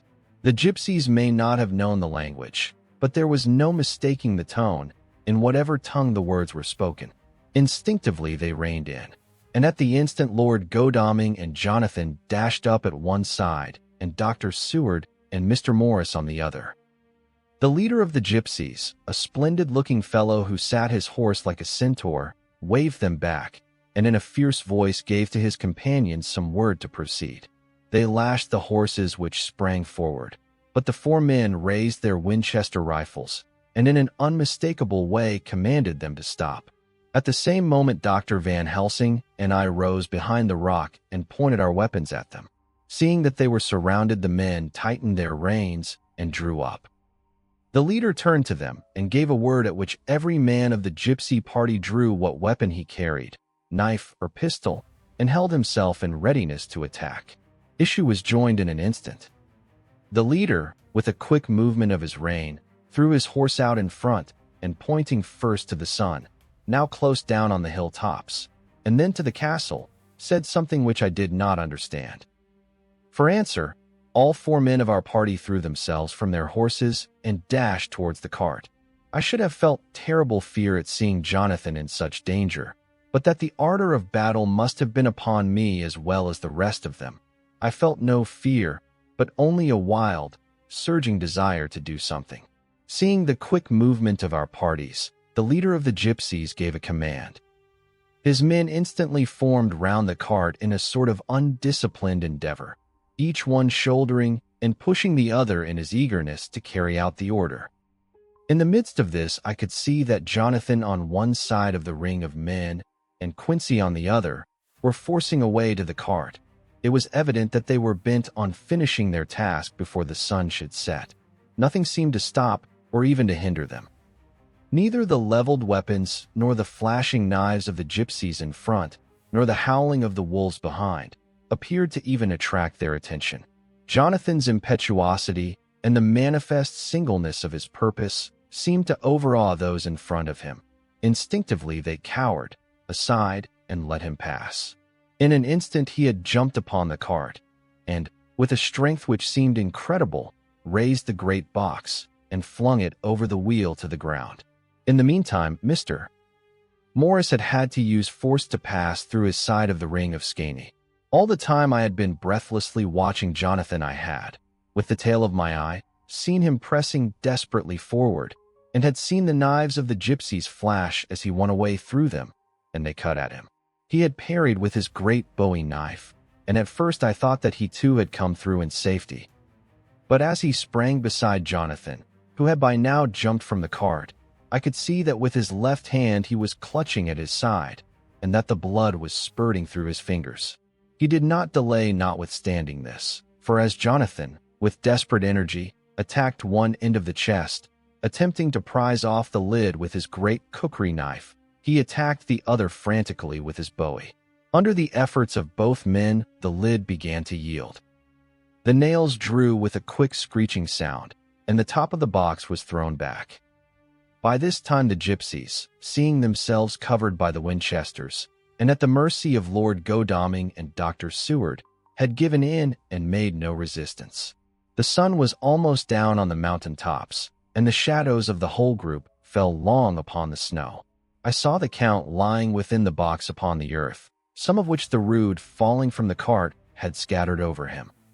He was deathly pale, just like a waxen image, and the red eyes glared with the horrible vindictive look which I knew too well. As I looked, the eyes saw the sinking sun, and the look of hate in them turned to triumph. But, on the instant, came the sweep and flash of Jonathan's great knife. I shrieked as I saw it shear through the throat, whilst at the same moment Mr. Morris's Bowie knife plunged into the heart. It was like a miracle, but before our very eyes, and almost in the drawing of a breath, the whole body crumbled into dust and passed from our sight. I shall be glad as long as I live that even in that moment of final dissolution, there was in the face a look of peace, such as I never could have imagined might have rested there. The castle of Dracula now stood out against the red sky, and every stone of its broken battlements was articulated against the light of the setting sun. The gypsies, taking us as in some way the cause of the extraordinary disappearance of the dead man, turned, without a word, and rode away as if for their lives. Those who were unmounted jumped upon the lighter wagon and shouted to the horsemen not to desert them. The wolves, which had withdrawn to a safe distance, followed in their wake, leaving us alone. Mr. Morris, who had sunk to the ground, leaned on his elbow, holding his hand pressed to his side. The blood still gushed through his fingers. I flew to him, for the holy circle did not now keep me back. So did the two doctors. Jonathan knelt behind him, and the wounded man laid back his head on his shoulder. With a sigh he took, with a feeble effort, my hand in that of his own which was unstained. He must have seen the anguish of my heart in my face, for he smiled at me and said, "I am only too happy to have been of any service." "Oh, God!" he cried suddenly, struggling up to a sitting posture and pointing to me. "It was worth for this to die? Look, look!" The sun was now right down upon the mountain top, and the red gleams fell upon my face, so that it was bathed in rosy light. With one impulse the men sank on their knees, and a deep and earnest amen broke from all as their eyes followed the pointing of his finger. The dying man spoke. "Now God be thanked that all has not been in vain. See, the snow is not more stainless than her forehead. The curse has passed away." And, to our bitter grief, with a smile and in silence, he died, a gallant gentleman. Note: 7 years ago we all went through the flames, and the happiness of some of us since then is, we think, well worth the pain we endured. It is an added joy to Mina and to me that our boy's birthday is the same day as that on which Quincy Morris died. His mother holds, I know, the secret belief that some of our brave friend's spirit has passed into him. His bundle of names links all our little band of men together, but we call him Quincy. In the summer of this year we made a journey to Transylvania and went over the old ground which was, and is, to us so full of vivid and terrible memories. It was almost impossible to believe that the things which we had seen with our own eyes and heard with our own ears were living truths. Every trace of all that had been was blotted out. The castle stood as before, reared high above a waste of desolation. When we got home, we were talking of the old time, which we could all look back on without despair, for Godalming and Seward are both happily married. I took the papers from the safe where they had been ever since our return so long ago. We were struck with the fact that in all the mass of material of which the record is composed, there is hardly one authentic document. Nothing but a mass of typewriting, except the later notebooks of Mina and Seward and myself, and Van Helsing's memorandum. We could hardly ask anyone, even did we wish to accept these as proofs of so wild a story. Van Helsing summed it all up as he said, with our boy on his knee. We want no proofs. We ask none to believe us. This boy will someday know what a brave and gallant woman his mother is. Already he knows her sweetness and loving care. Later on he will understand how some men so loved her that they did dare much for her sake. Jonathan Harker. The end. The final chapter is complete. The count has fallen, the circle is broken, and the last light rises over Transylvania. Thank you for reaching the end of Bram Stoker's Dracula, chapters 25 to 27. If this tale held you, if the shadows pulled you deeper, consider liking and subscribing to Whispered Pages, where legends breathe again. Another story waits just beyond the threshold. Step through when you're ready.